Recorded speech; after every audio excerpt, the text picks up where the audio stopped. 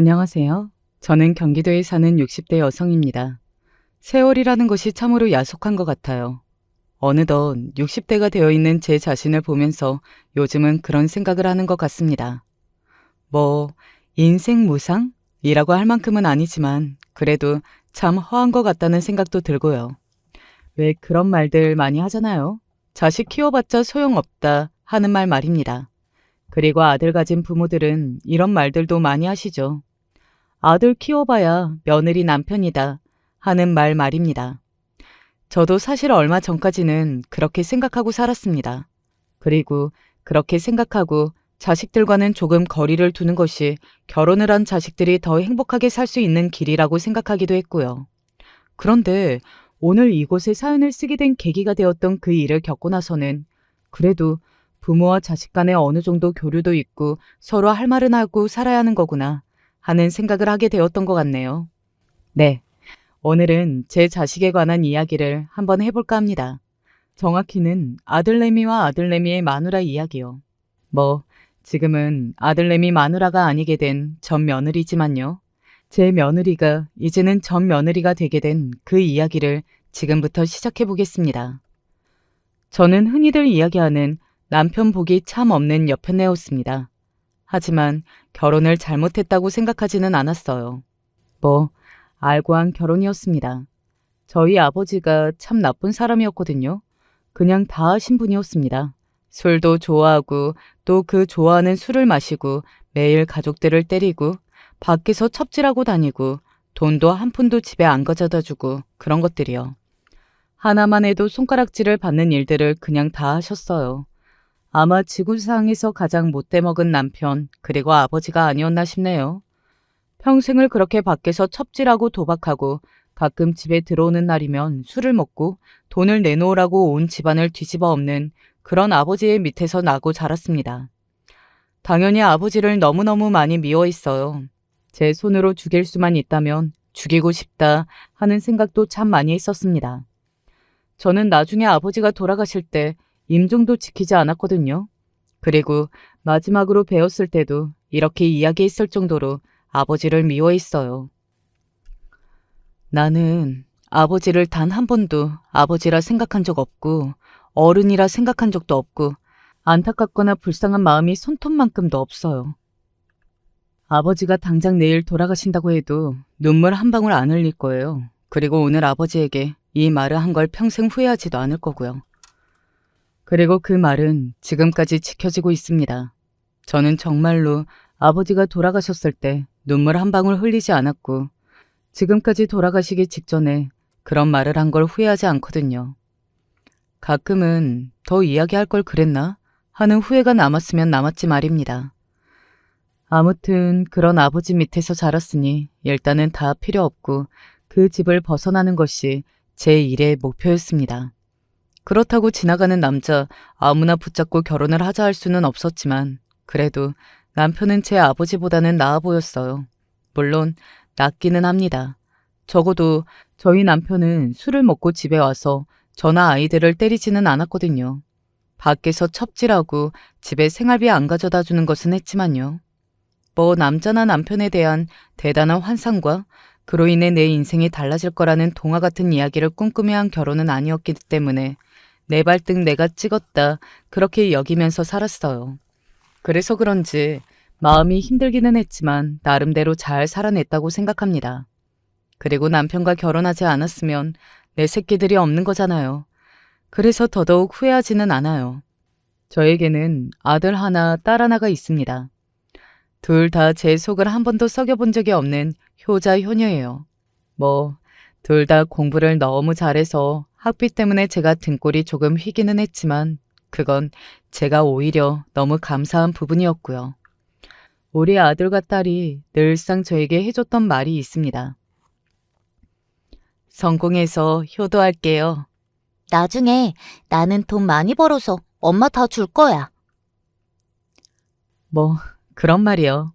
당시에는 그 말을 지킬 거라고는 생각하지 않았어요. 어리니까 할 수 있는 말이었고 또 어른이 되고 본인 인생들 살고 시집 장가가고 그러면 자기 가족이 가장 우선순위여야 하는 거니까요. 그래도 저는 아이들의 성공만을 위해 살았습니다. 가장 큰 이유는 그냥 팔자 대물림을 해주고 싶지 않은 것이었어요. 나는 우리 엄마의 팔자를 어느 정도는 대물림했으니 너희들은 하지 말아라. 뭐 이런 마음 말입니다. 그리고 자식들은 저의 팔자를 조금도 대물림하지 않았습니다. 우선 둘 다 공부를 무척 잘했어요. 그래서 둘 다 좋은 대학에 갔고 좋은 직장을 가지고 있습니다. 딸아이는 구피 장학금으로 유학까지 갔다가 그곳에서 자리를 잡았어요. 그건 조금 슬프기는 합니다. 정말 잘 살고 있지만 외국이라 거리가 멀어서 1년에 한 번 얼굴을 볼까 말까 하니 말이죠. 아들은 우리가 흔히들 이야기하는 행정고시를 패스했어요. 그래서 지금은 공무원으로 일을 하고 있고요. 장가도 아주 잘 갔습니다. 서울의 부잣집에 말이죠. 장인어른이 검사 출신으로 지금 어느 기업의 자문으로 수천만 원의 월급을 받고 있다고 했고, 장모님은 교단에서 대학생을 가르치는 교수예요. 두 자식과 저는 자주 보는 편이 아닙니다. 일단 딸아이는 멀리서 살고 있기도 하고요. 아들아이는 너무 바빠서 얼굴을 자주 볼 수 없었습니다. 그리고 저도 원체 누구를 귀찮게 하거나 하는 스타일이 아니기도 했고요. 사위는 외국인이라 말 자체가 통하지 않기도 해서 자주 연락하지 않았고, 며느리는 왜 그런 스타일 있잖아요. 부잣집 공주님으로 자라 새침대기 같은. 딱 그랬어요. 처음 저희 집에 인사를 왔을 때부터 예사롭지 않기도 했고요. 성우 씨가 어머니가 고생 많이 하셨다고 하더니 정말 그런 것 같으네요. 그렇게 하면서 제가 살던 집을 훑어보는데 왜 그런 눈 있잖아요. 이런 집에 와보는 건 난생 처음이다. 와, 이런 집도 있구나 하는 그런 눈 말입니다. 사실 그때는 기분이 나쁘지도 않았어요. 그저 걱정되었을 뿐이었습니다. 우리 집이 이렇게 가난해서 우리 집에 와보고 실망을 해서 아들이랑 결혼을 안 한다고 하면 어떡하나 하는 걱정 말입니다. 물론 아들아이는 제 그런 걱정에 이렇게 대답해주기도 했어요. 그런 여자면 저도 싫어요. 라고 말이죠. 그리고 며느리는 한눈에 봐도 아들아이를 정말 많이 좋아하는 것 같았습니다. 저희 아들아이가 자기 아버지 닮아서 인물 하나는 정말 좋거든요. 총각 때는 집 앞에 아가씨들이 많이 찾아올 만큼 말이죠. 그래서 그런 건지 며느리는 저희 집안이 마음에 들지 않는다는 것을 티를 내기는 했지만 결혼하지 않겠다고 말하지는 않았습니다. 나중에 알게 된 건데 그 댁에서 저희 아들을 상당히 마음에 안 들어 했다고 하기는 했어요. 뭐 저렇게 없는 집 애를 데리고 왔냐는 둥 이런 말을 한 적도 있다고 했고요. 물론 이건 아들이 해준 말은 아닙니다. 나중에 며느리와 제가 문제가 생겼을 때 며느리가 저한테 자신은 그런 소리까지 들었지만 너무 사랑해서 결혼했다. 이런 대화를 나누다 알게 된 거예요. 아무튼 결혼을 준비하는 과정부터 저는 의리였습니다. 솔직히 저희가 많이 손해보는 결혼인 건 사실이잖아요. 그런 말을 제 앞에서 처음 만난 날 안사돈이 대놓고 이야기했으니까요.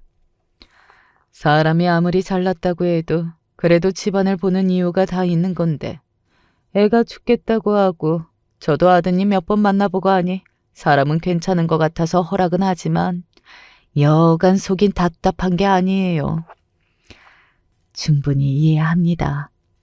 애가 둘셋 있는 것도 아니고 저것 하나인데 저희 처제에서는 많이 속상할 수밖에 없는 거 이해 좀 해주세요. 뭐 그때는 그럴 수 있다고 생각했던 것 같아요. 며느리는 외동딸이었고 그런 귀한 집에서 나고 자랐으니며 사위에 대한 기대가 컸을 걸로 생각했으니까요. 하지만 안사돈은 그런 것 치고도 조금 선을 넘는 타입이기는 했습니다. 결혼을 준비하는 과정에서 결혼이 깨질 뻔했던 적이 한 번 있었어요. 안사돈의 이 발언으로 말입니다. 그냥 결혼식 안 오시면 안 돼요. 어머님도 어머님 친지나 지인분들도. 네? 아니, 아무리 생각해도 차라리 고아라고 하는 게 나을 것 같아서. 그런 말을 아무렇지 않게 하는 것에 진짜 너무 놀랐던 것 같아요. 저는 정말 진심인가 싶어서 일주일 가까이를 고민하다가 아들에게 그 이야기를 했습니다. 당연히 아들은 노발대발했어요. 결혼 안 하면 그만이에요. 또 그럴 건 아니고. 아니기는 뭐가 아니에요. 어머니한테 그런 말하는 사람들도 못 참지만 제 환경도 저의 일부분인데 제 일부분을 이렇게까지 부정하는 사람들과 제가 어떻게 가족이 될 수 있겠어요? 이 결혼은 안 하는 게 맞는 것 같아요. 지금에 와서 돌이켜 생각해보면 그때 그 결혼을 하지 않는 게 맞았다는 생각이 듭니다. 어차피 다 지난 일, 인제 와서 이런 말이 다 무슨 소용인가 싶지만요. 아들이 결혼하지 않겠다고 선언하자 당시에 며느리가 난리가 났었어요. 저희 집까지 찾아와서 저한테 죄송하다고 울면서 빌었던 게 기억이 나네요. 어머니, 정말 죄송해요. 저희 엄마가 진짜 그런 말씀까지 하셨을 줄은 몰랐어요. 그러면서 저에게 아들을 좀 설득시켜달라고 하더군요. 저라고 가만히 있었던 건 아니었습니다. 아들에게 이야기하기는 했었어요. 그래도 민정이가 잘못한 건 아니니 그렇게 모질게 굴 필요는 없지 않니? 결혼은 저희 둘이 하는 게 아니잖아요. 저는 우리 가족을 그렇게 생각하는 집안과는 연을 맺을 생각이 없습니다. 아들은 정말 단호했어요. 나중에 들어보니 정말로 그때 결혼하지 않을 작정이었더라고요. 취소를 할 수 있는 것들은 취소하고 뭐 그랬던 모양이에요. 아들이 정말로 결혼을 물을 것이라는 걸 사돈댁도 알았나 보더라고요. 그냥 기싸움을 하는 것도 초장이 자신들에게 경고하는 것도 아닌 정말로 결혼을 물으리라는 것을 말이죠. 그리고 그걸 며느리도 느꼈던 모양이었습니다. 곡기를 끊고 방 안에서 아무것도 하지 않고 누워만 있었다더군요.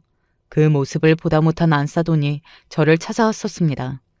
아마 그 성격에 찾아와서 저한테 용서를 빌기란 쉽지는 않았을 거예요. 그날은 제가 너무 큰 실언을 했습니다. 해서 되는 말이 있고 아닌 말이 있는 건데 정말 죄송합니다. 그러니까 아들 좀 잘 설득해 주세요. 우리 민정이 저러다 죽어요. 힘든 얼굴로 와서 그렇게 말하는데 인간적으로 마음이 가기는 했습니다. 하지만 아들의 마음을 돌리기란 쉽지 않았어요. 자기는 이제 다 정리했다는 겁니다. 결국에는 바깥사돈까지 저와 아들을 찾아오는 상황이 생겼고요. 죄송합니다. 이 사람이 아직 많이 부족해서 자네한테도 미안하네. 그러니 화 풀어. 우리 민정이랑은 아무런 문제 없지 않았나. 결국은 아들도 받아들였습니다. 제 생각인데 그때 사돈댁은 자존심이 꽤나 많이 상한 것 같아요. 자신들이 절대 갑의 위치에 서 있어야 하는 결혼인데 숙이고 들어온 거니까요. 그래서 나중에 저를 더 무시한 게 아닌가 싶고요. 그때의 일이 앙금이에 남아서 말이죠. 그 뒤로 결혼을 준비하는 동안에는 사돈댁과는 별 문제가 없었습니다. 굉장히 조심하는 게 그때는 보였어요. 아들이 한 번 한다면 하는 아이라는 것을, 자기 같은 대단한 집안보다 어머니를 더 위한다는 것을 확인해서 그런 것 같았어요. 며느리도 그 뒤로 한동안은 저에게 잘했습니다. 그래서 저는 그때 그런 일을 한번 겪은 것이 전화 위복이 되었다고 생각했던 적도 있었어요. 결과적으로는 아니었지만요. 임신하기 전까지는 저에게 정말 잘했어요. 하지만 임신하고 나서는 달라졌습니다.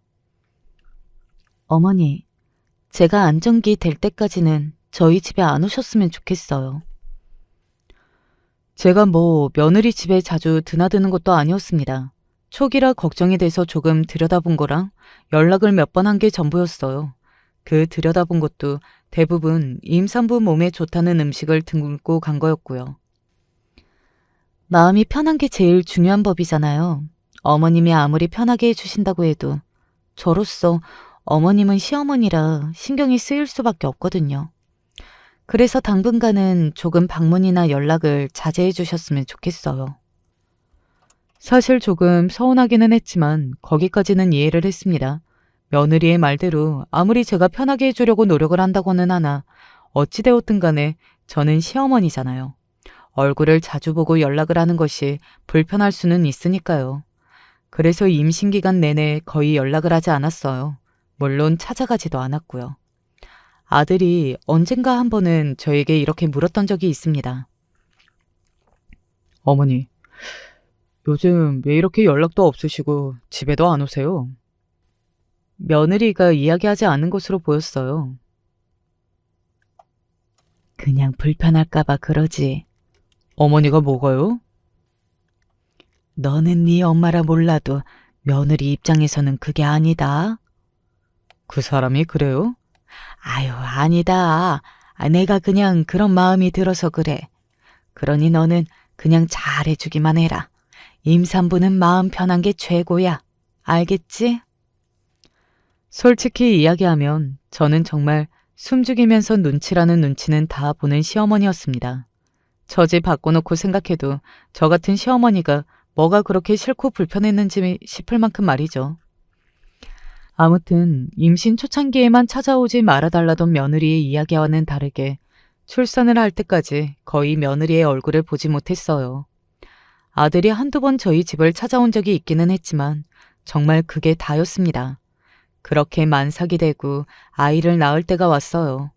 저는 그제서야 한번 들여다보러 갔습니다. 그런데 제가 간 날 안사돈이 있더라고요. 그런데 그 첫 마디가 굉장히 충격적이었어요. 어머? 여긴 어쩐 일이세요? 아니, 만삭인 며느리를 보러 온 시어머니에게 여긴 어쩐 일이라뇨? 제가 못 올 곳으로 온 건 아니잖아요. 저는 당연히 그곳에는 오면 안 되는 것처럼, 거기 있어서는 안 되는 사람처럼 이야기하는 것을 보니 기분이 이상하더군요. 제가 웃으면서 말했습니다. 오랜만에 며느리 얼굴 보러 왔죠. 이제 만삭이고 하니. 뭐 굳이 그러실 건 없는데. 대놓고 마음에 안 든다는 얼굴로 그렇게 이야기하는 안사돈을 빤히 바라봤습니다. 그때까지만 하더라도 안사돈은 그래도 그 전에 저희 아들이 저한테 대한 태도로 인해 얼마나 화를 냈는지 본 기억이 났던 건지 저에게 그렇게까지 막대먹게 굴지는 않았던 것 같아요. 아니, 뭐 오셨으니 한번 들어가 보세요. 그런데 며느리도 노골적으로 제가 온 것에 대해 싫은 티를 팍팍 내더군요. 오시면 오신다고 말씀을 하셨어야죠. 이렇게 갑자기 오시면 어떡해요? 어제 성우한테 이야기했는데 못 들었니? 그 사람한테 이야기를 하면 어떡해요? 본인한테는 어지간하면 전화를 못 걸게 하니까 아들에게 한 거 아니겠어요. 그리고 제가 제 아들한테 전화해서 그런 이야기도 못한단 말입니까? 어이가 없는 눈으로 며느리를 바라보자 며느리는 조금 숙이기는 하더라고요. 그때까지는 그래도 아들빨이 먹혔던 것 같아요. 만삭이 되니까 잠도 못 자고 그래서 짜증만 들어 그래요. 그래, 고생이 많다. 며느리는 한참을 그렇게 아무 말을 하지 않고 있다가 이렇게 이야기하더군요. 산후조리원에 있다가 당분간은 친정에 가 있으려고요. 뭐 산후조리는 친정에서 할 수 있고 그건 어떻게 보면 당연한 거기도 하니까 별 생각이 없었습니다. 저는 고개를 끄덕였어요. 그러니까 아이 낳고도 어머님은 신경 쓸 거 없으시다는 말이에요. 저는 며느리가 무슨 말을 하는 건지 알아먹었습니다. 그러니까 나중에 아이를 낳고 나서도 자신을 귀찮게 하는 일이 없었으면 한다는 말이었어요. 뭐 지들끼리만 잘 살고 싶어하는 요즘 젊은 아이들 많잖아요. 부모의 도움 없이 자기들끼리 알아서 잘 살면서 간섭도 받고 싶지 않아 하는 애들 말입니다. 사실 그 전제 조건은 부모에게 바라는 것도 없어야 한다고 생각하거든요. 뭘 바라면서 간섭까지 하지 말라는 건 말이 안 되는 거고 말이죠. 그때까지만 하더라도 며느리는 저에게 딱히 바라는 게 없었고 또 그래 보였으니 그러려니 했습니다. 서운하기는 했어도 말이죠. 하지만 며느리는 점점 바라는 것이 생기기 시작했습니다. 어머님, 오늘 애 좀 봐주세요. 산후조리원에서 2달, 그리고 친정에서 2달을 조리를 하는 동안 저는 며느리 얼굴을 단 한 번 봤습니다. 당연히 손주도 한두 번밖에 보지 못했고요. 그런데 그 대단한 산후조리가 끝나자마자 아이를 안고 저를 찾아왔었어요. 그때는 저는 좋았습니다. 손주를 하도 보여주지 않아서 너무 보고 싶어 꿈에도 나올 정도였거든요. 그런데 저에게 하루 종일 아이를 맡긴다니까 당연히 좋죠. 뭐 오래되기는 했어도 아이를 키워본 경험도 있고 그리고 제가 애 보는 거에 재능이 있는 편이기도 했거든요. 그렇게 한두 번 아이를 봐주기 시작했어요. 어머니, 오늘도요. 어머니, 오늘도요. 그런데 그 빈도가 점점 잦아졌습니다. 물론 손주가 싫은 건 아니었어요. 하지만 너무 자주 그리고 무엇보다 연락도 없이 찾아와서는 애만 덜렁 맡기고 가는 게 마음에 들지 않았달까요? 뭐 저도 일정이나 계획이라는 게 있는 거잖아요. 그래서 언젠가 한 번은 며느리에게 이렇게 말했던 적이 있어요. 다음부터는 미리 전화를 좀 다오. 그런데 그렇게 말하는 저를 며느리가 어이가 없다는 얼굴로 가만히 바라보더군요. 나도 일정이나 약속이라는 게 있을 수 있지 않겠니? 그렇게 갑자기 데리고 오면 당황하잖아. 제 이야기를 들은 며느리는 픽 하고 웃었습니다. 본인도 모르게 나온 비웃음 같은 거였던 것 같아요. 저를 얼마나 속으로 무시하고 있었으면 그런 반응이 그렇게 자신도 모르게 바로 나올 수 있었겠어요. 알겠어요. 뭐 그렇게 할게요. 속으로 어머님이 무슨 약속 같은 게 있어요? 하는 얼굴로 그렇게 말하더군요. 뭐 기분은 나빴지만 그래도 그러려니 했습니다. 며느리는 점점 더 자주 손주를 저에게 맡겼어요. 나중에는 제가 손주를 다 키우고 있다는 생각이 들 정도였습니다. 손주도 자기 엄마보다 저를 더 따랐고요. 그 문제로 아들 아이와 다투는 것을 본 적도 있어요. 당신은 뭐가 그렇게 매일 바빠? 내가 맡기면 뭘 얼마나 맡겼다고 그래? 뭘 얼마나 맡겨? 당신 옆에서는 애가 잠도 못 자고 엄마를 더 낯설어 하는데 그런 애를 보면서도 그런 말이 나와? 그러면 더더욱 어머님한테 맡기는 게 맞겠네. 뭐? 어머님이 우리 애 키워주려고 있는 분이야? 그리고 그렇게 아들과 싸운 이후로 며느리는 한동안 아이를 저에게 맡기지 않았지만 또 그건 얼마 가지 않았습니다. 다시 아이를 데리고 오기 시작했거든요. 뭐 제 손주 봐주면서 제가 자식들에게 뭔가를 바라는 것은 아니었지만 선물이나 용돈 하다못해 감사 인사 한 번이 없었어요. 아들이 가끔 챙겨주기는 했지만 며느리 손이나 입에서 나오는 것은 없었습니다. 그런 주제의 간섭은 더럽게도 해댔어요. 어머니, 오늘 이거 공부 다 시켜야 한다고 했잖아요. 뭔 벌써부터 공부를 그렇게 시키려고 해. 요즘은 다들 이 나이 때부터 한다니까요. 나는 잘 모르겠으니 그렇게 하고 싶으면 네가 착 붙어서 가르치던가. 그런데 또 며느리는 그건 하기 싫었던 건지 제가 그렇게 말하면 입을 꾹 다물었습니다. 참 이기적인 아이였어요. 자기는 노력도 하기 싫고 힘든 것도 싫고 자기 시간 빼앗기는 것도 싫은데 자식은 완벽하게 잘 커줬으면 하고 또 자기가 자기 자식을 보기는 싫은데 아이가 자신을 따르지 않으면 그게 짜증이 나는 정말 못되고 이기적인 아이 말입니다. 아무튼 조금만 더 신경 써주세요. 어머니 집안이랑은 달리 저희 집안은 애 교육도 신경을 써야 하는 집안이잖아요. 그 말도 참 기분이 나빴던 것 같아요. 아무튼 손주가 영어 유치원이라는 곳을 들어가고 나서는 저에게 맡기는 일이 그다지 많지는 않았습니다.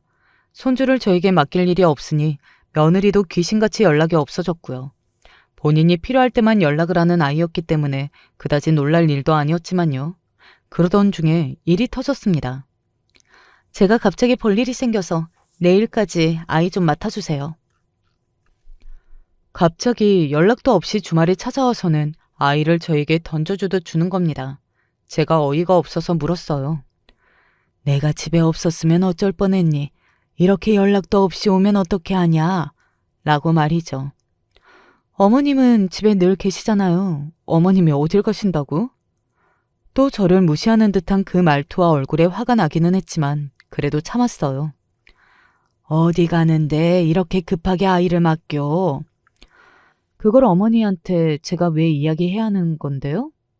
순간 황당한 기분이 들었던 것 같아요. 아니, 아이를 이렇게 던지듯 넘기며 맡긴다고 하는 것도 어이가 없는데 아이를 맡기면서 왜 맡기는 건지 물어보지도 못하느냐 말입니다. 1박 2일 동안 애를 봐달라고 맡기면서 내가 그 정도도 못 물어보냐? 진짜 유세 한번 더럽네. 그건 분명히 저 들으라고 한 말이었어요. 아무리 경우가 없고 위아래가 없다고 한들 시어머니의 면전에 대고 며느리가 그게 할 말이냔 말입니다. 제가 순간 욱해서 되물었습니다. 너 지금 뭐라고 했니? 제가 그렇게 정색하고 나올 줄은 몰랐던 건지 어떤 건지 며느리는 순간적으로 조금 당황한 것 같기는 했습니다. 한 발 물러서기는 하더라고요. 친한 친구 부모님이 돌아가셨다고 해서 지금 지방에 가야 해서 제가 조금 예민했나 봐요. 죄송해요. 그렇다는데 제가 무슨 말을 더 할 수 있었겠어요. 걱정 말고 다녀오라고 했습니다. 그게 거짓말일 거라고는 정말이지 꿈에도 생각조차 하지 못했어요.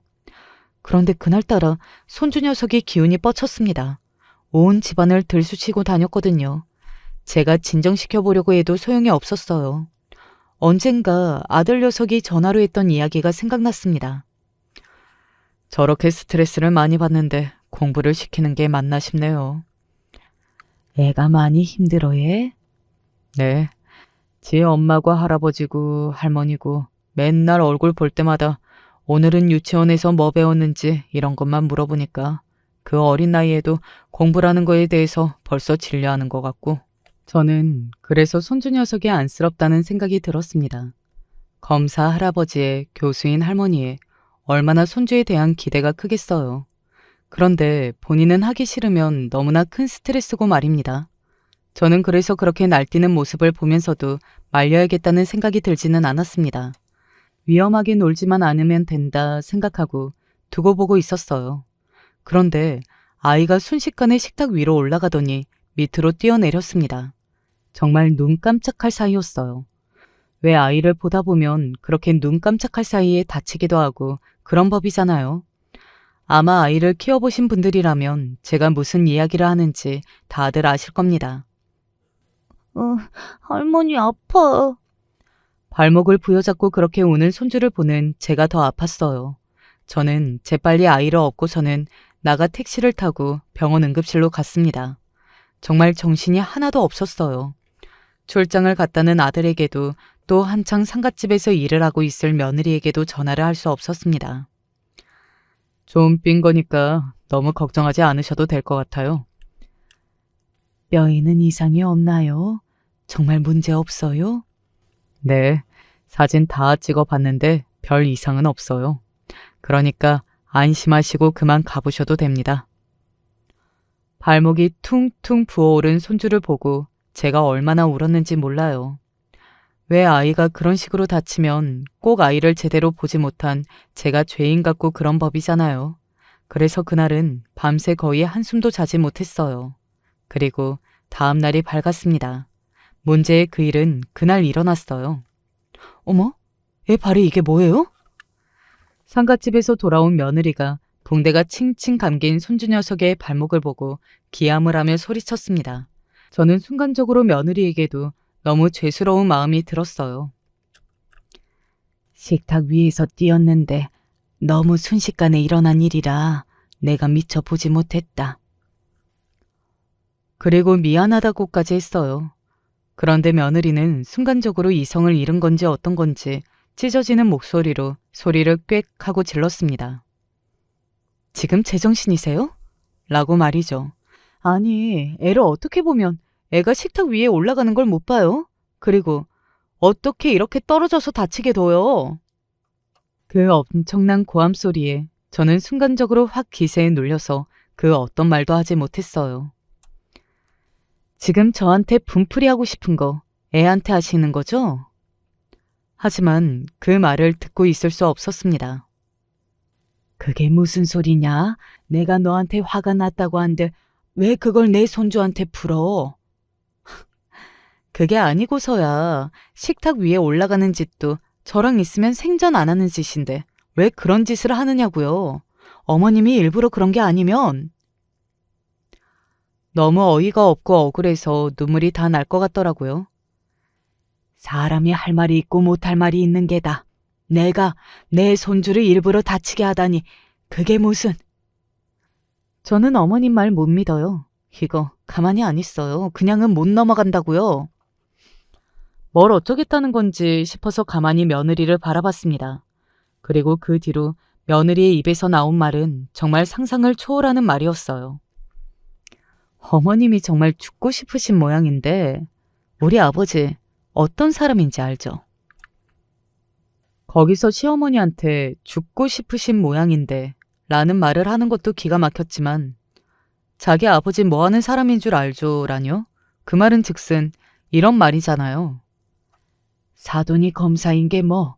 너 설마 내가 정말 일부러 했다고 생각하고? 네, 아버지한테 다 말할 거예요. 다 말하고 내가 수사하게 할 거라고. 내가 어머니 가만히 안 둘 거라고. 내 아들을 감히, 내 아들을. 입이 떡 벌어졌습니다. 무슨 말을 어떻게 해야 할지 감도 안 잡히더군요. 손이 덜덜 떨려오는 것도 같았던 것 같아요. 어떻게 감히 내 아들을 이렇게, 이렇게. 지금 와서 돌이켜 생각해보면 더 어이가 없네요. 그렇게 소중한 아들을 왜 그렇게 믿지 못하고 싫어하는 저한테 맡기느냐 말입니다. 안 그래요? 저는 저를 향해서 계속해 악담을 퍼부으며 저를 노려보는 며느리를 가만히 보고 있다가 문득 깨달았습니다. 지금 제 눈에선 눈물이 흐르고 있다는 것을 말이죠. 억울하고 그런 걸 넘어서 정말 서러웠던 것 같아요. 왜 내가 저런 아이에게 이런 말과 취급을 받고 있어야 하는 건지, 내가 뭘 그렇게 잘못한 건지 그런 생각이 들어서 말이죠. 뭘 잘했다고 우세요? 지금 울어야 할 사람이 누군데? 그런 저의 모습을 보고서도 소리를 그렇게 버럭 지르는 며느리를 보면서 저는 생각했던 것 같아요. 아, 저 아이와 나는 오늘로 끝이구나 하는 것을 말입니다. 막말로 그런 소리를 시어머니에게 하는 며느리랑 어떻게 가족으로 계속 살 수 있겠어요. 저는 그 길로 바로 안방으로 들어갔습니다. 며느리는 계속해서 밖에서 저를 향해 소리를 질러댔고요. 그리고 바로 아들에게 전화를 했어요. 나 억울하고 서러워서 못 살겠다. 나 정말 못 살겠어. 어머니? 무슨 일이세요? 네 마누라가 내가 지우기를 일부러 다치게 했다는구나. 지 아버지한테 이야기해서 나를 처벌하겠다고 난린데 나는 이런 며느리랑 이제는 못 산다. 못 살아. 그게 대체 무슨 소리세요? 당연히 아들은 못 알아들을 만했습니다. 그 말에 단번에 어떻게 이해가 되겠어요. 이렇게 구구절절 설명해도 이게 무슨 일인지 이해가 되지 않는 분들도 계실 만큼 어이가 없는 일인데 말입니다. 아들이 서럽게 오열하는 제 목소리를 듣고서는 금방 오겠다고 하더군요. 그 전화를 끊고 거실로 다시 나갔습니다. 며느리는 손주 녀석을 데리고 올 때 챙겼던 짐을 다시 챙기고 있더군요. 저 진짜 가만 안 있을 거예요. 가지 말고 있거라. 네? 가지 말고 있으라고 했다. 저는 그날 결판을 낼 생각이었습니다. 며느리는 그렇게 이야기하는 저를 빤히 보다가 비웃고서는 이렇게 이야기하더군요. 제가 어머님이 있으라면 있어야 하는 사람이에요? 네 남편이랑 계속 살고 싶으면 있어. 제가 그렇게 단호한 얼굴과 말투로 이야기할 줄은 몰랐던 건지 며느리가 순간적으로 움찔하는 게 보였습니다.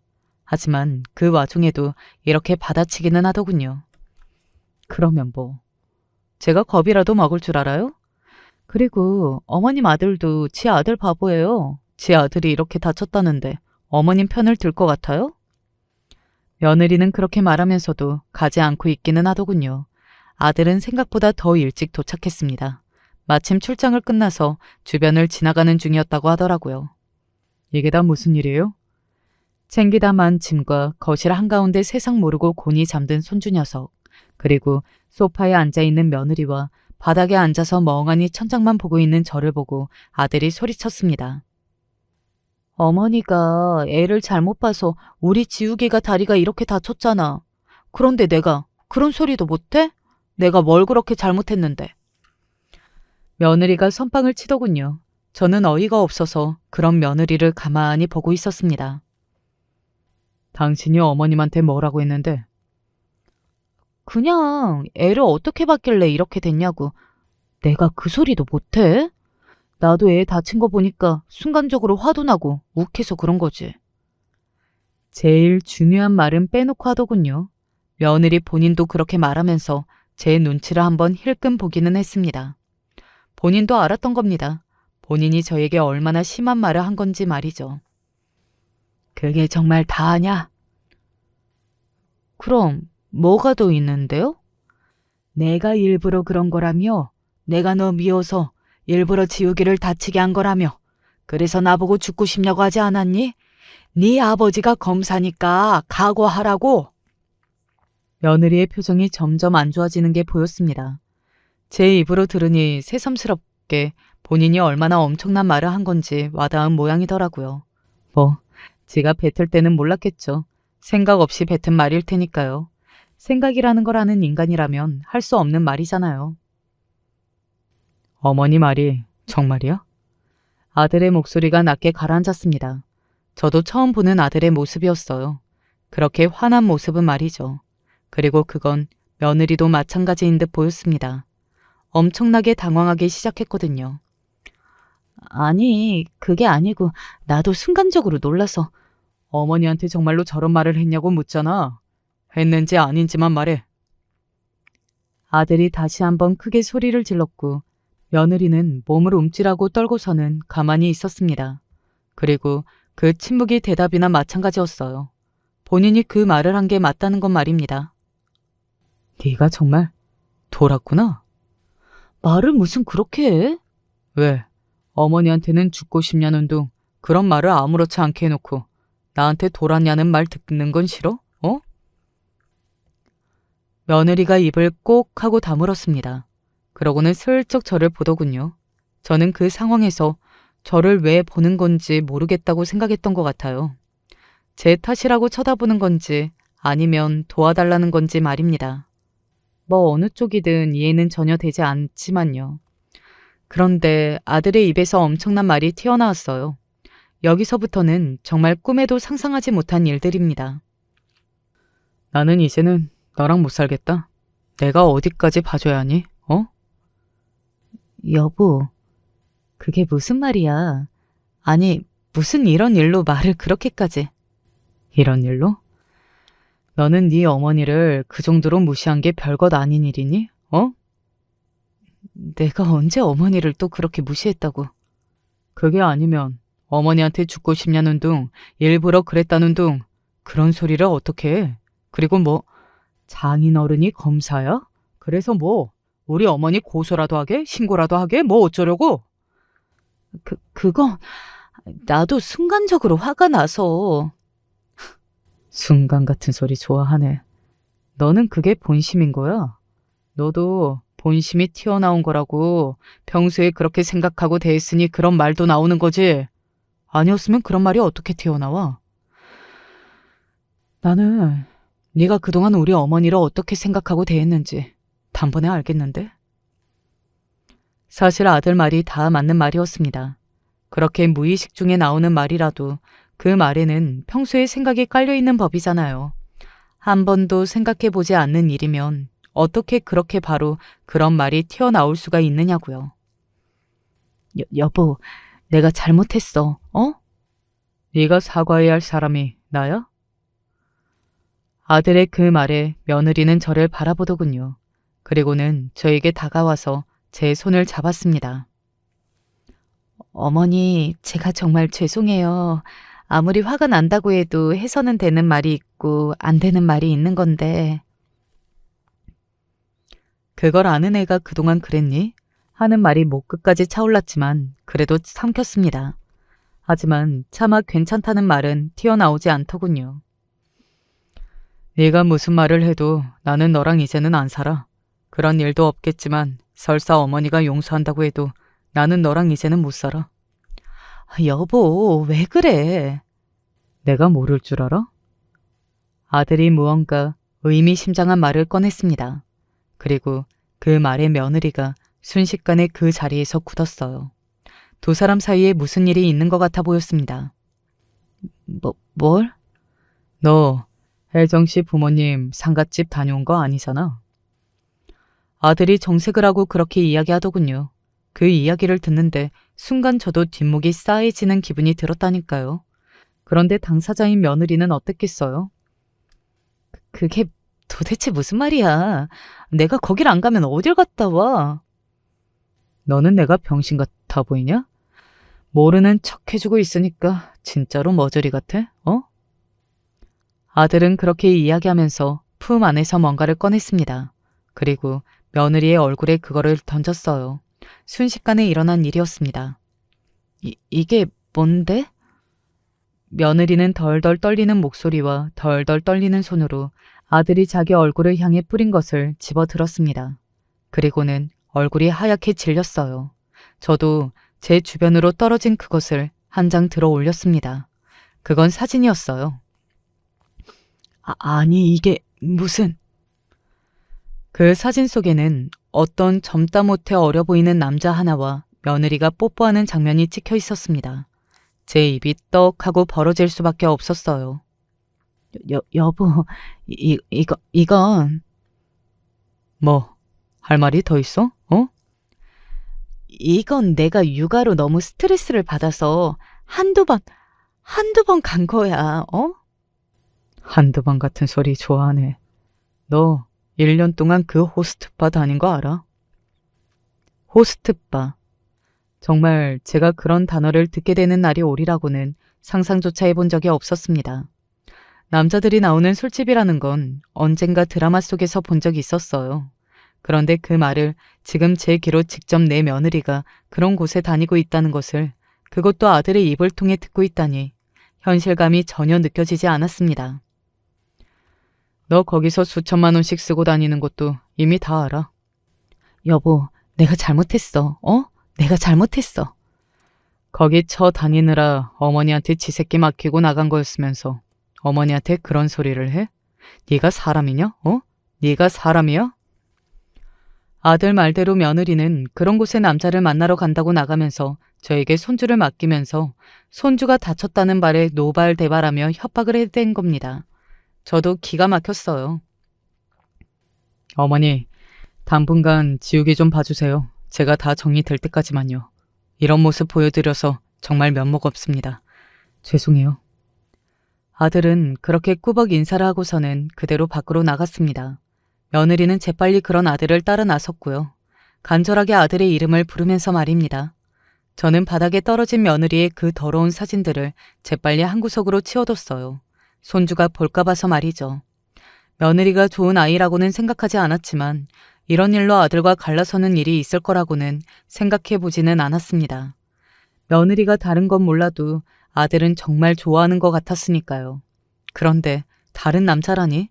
그것도 술집을 다니면서 만난 그런 남자라니 정말 실감이 되지 않았어요. 그리고 며칠이 지났습니다. 며느리의 그 일탈 아닌 일탈 행위는 사돈댁의 귀에도 다 들어간 것 같았어요. 안사돈이 저를 찾아왔더군요. 못난 딸을 대신해서 제가 사죄를 드리러 찾아왔습니다.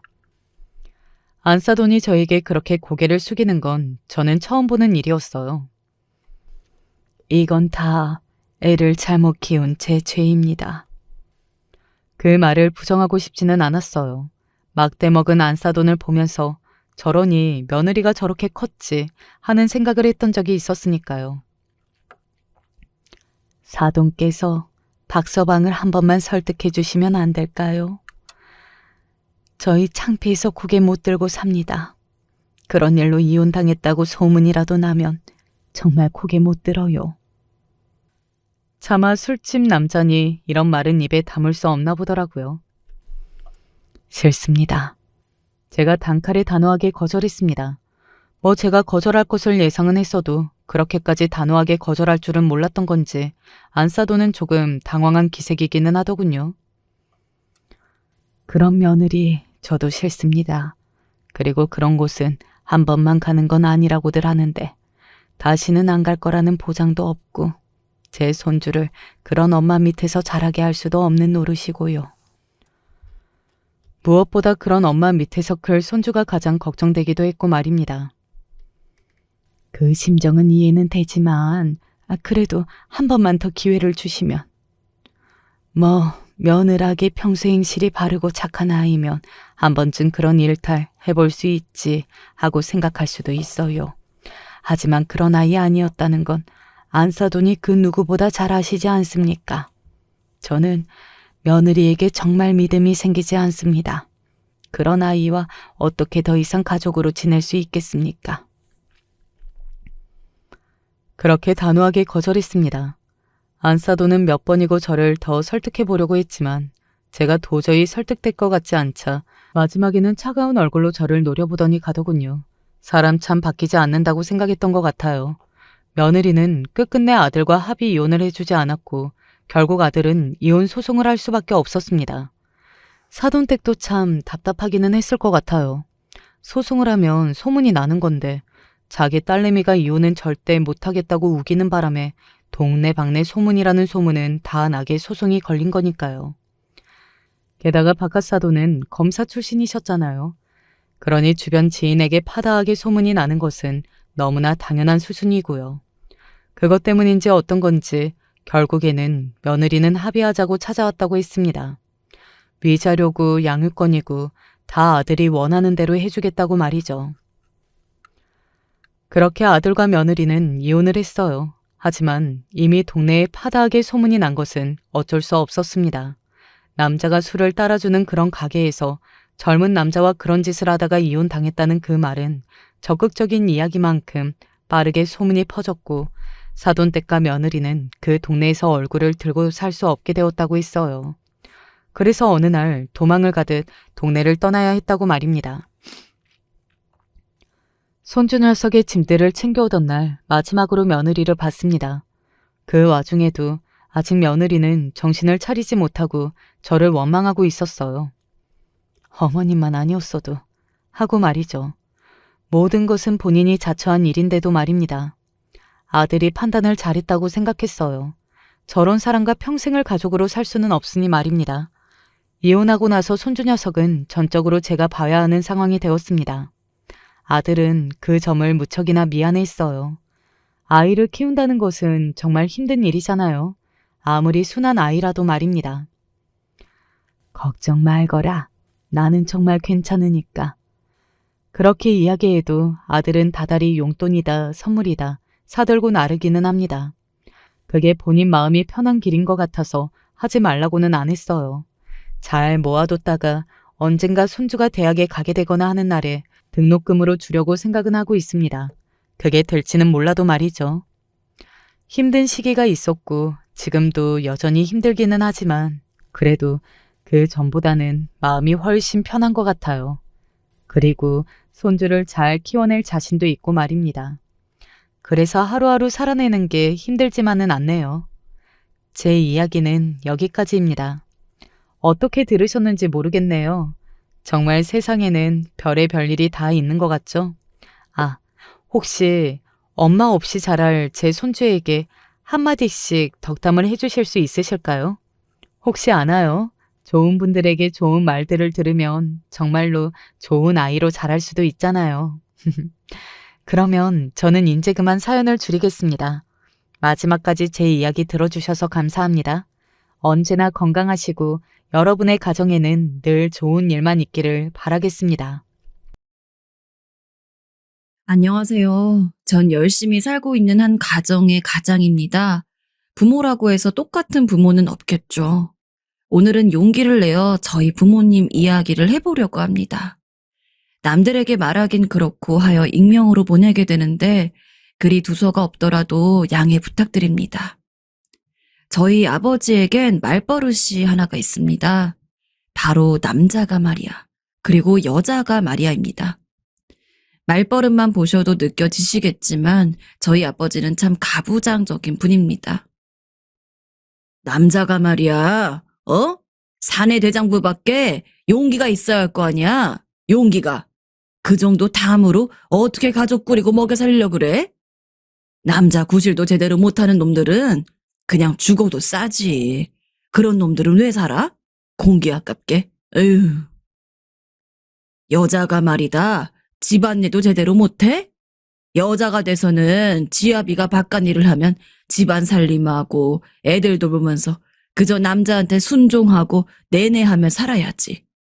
너 벌써부터 이러면 나중에 결혼할 때 어떻게 하려고 그러냐? 아무리 여자가 결혼하면 출가 외인이라지만 나는 내 핏줄 타고난 자식이 이렇게 여자답지도 못한 거 절대 못 참는다. 너는 네 부모도 욕먹일 셈이야?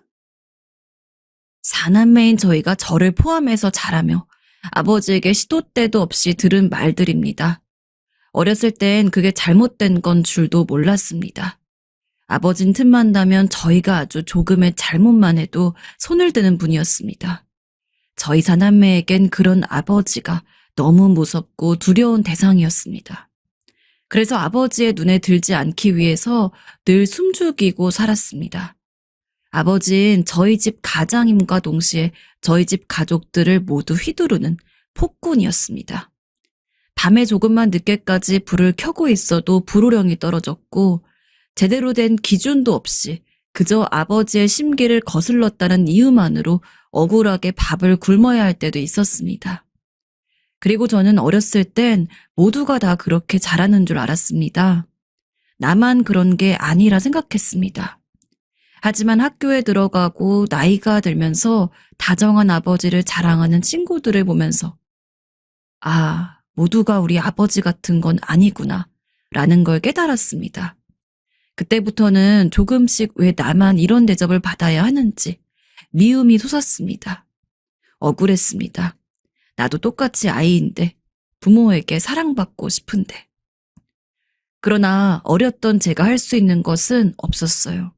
집에서 셋째였던 저에겐 하늘처럼 커 보였던 첫째 누나와 둘째 형조차도 아버지에게 있어선 속된 말로 잽도 안 됐다는 걸 알았기 때문에 아버지가 그렇게 멋대로 굴어도 그저 매일 죄송합니다 라는 말만 하면서 참을 수밖에 없었습니다.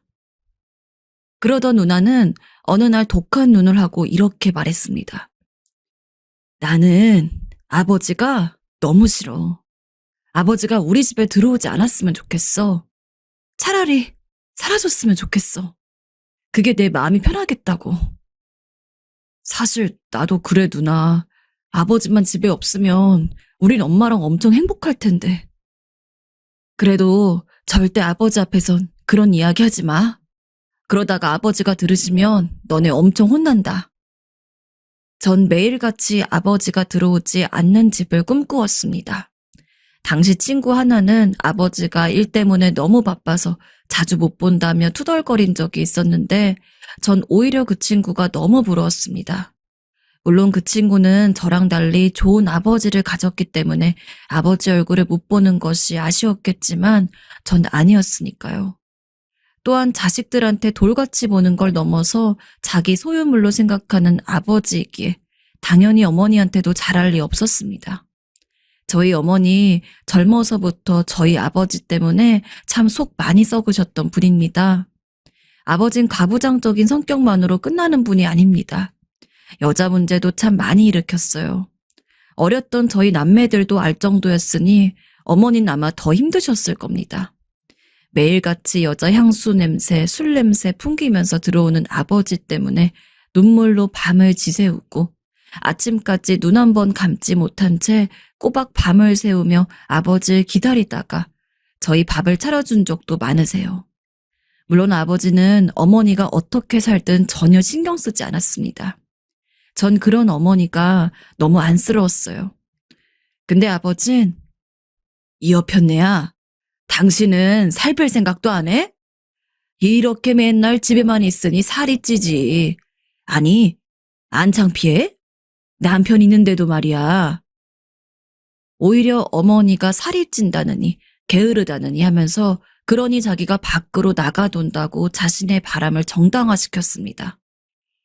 참 짜증나게도 아버진 그 당시 사람들에 비해서 얼굴이 잘생긴 편이었어요. 게다가 어려 보였기 때문에 아버지의 외모와 허풍만 보곤 따르는 여자들이 많았죠. 그리고 아버지는 그런 자신의 인기를 적극적으로 누렸습니다. 아마 그게 잘못된 행동이라고 생각하지도 않으셨을 거예요.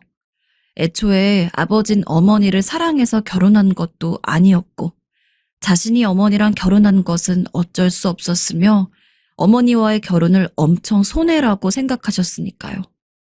당연히 어머니 힘들어하셨습니다. 그때 가서는 저희 사남매도 한 살 한 살 조금씩 어른이 되어가고 있었기 때문에 아버지가 어머니에게 얼마나 냉정하고 냉혹하게 대하는지 잘 알고 있었어요. 그래서 어느 날은 저희가 먼저 이런 말을 건넸습니다. 엄마, 아버지랑 살지 말아요. 이혼해도 돼요. 우리랑만 같이 살면 안 돼요? 너희 아버지 너무 미워하지 말아라. 저래 보여도 너희 생각은 끔찍하게 하실 거야. 엄마는 괜찮아. 엄만 너희만 건강하게 자라면 더 바랄 게 없단다.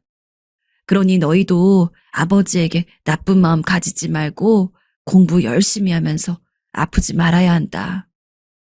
어머니의 말을 완전히 납득할 순 없었습니다. 하지만 어머니는 완전히 옛날 분이시라 아버지랑 이혼한다는 건 생각도 하지 못하셨어요.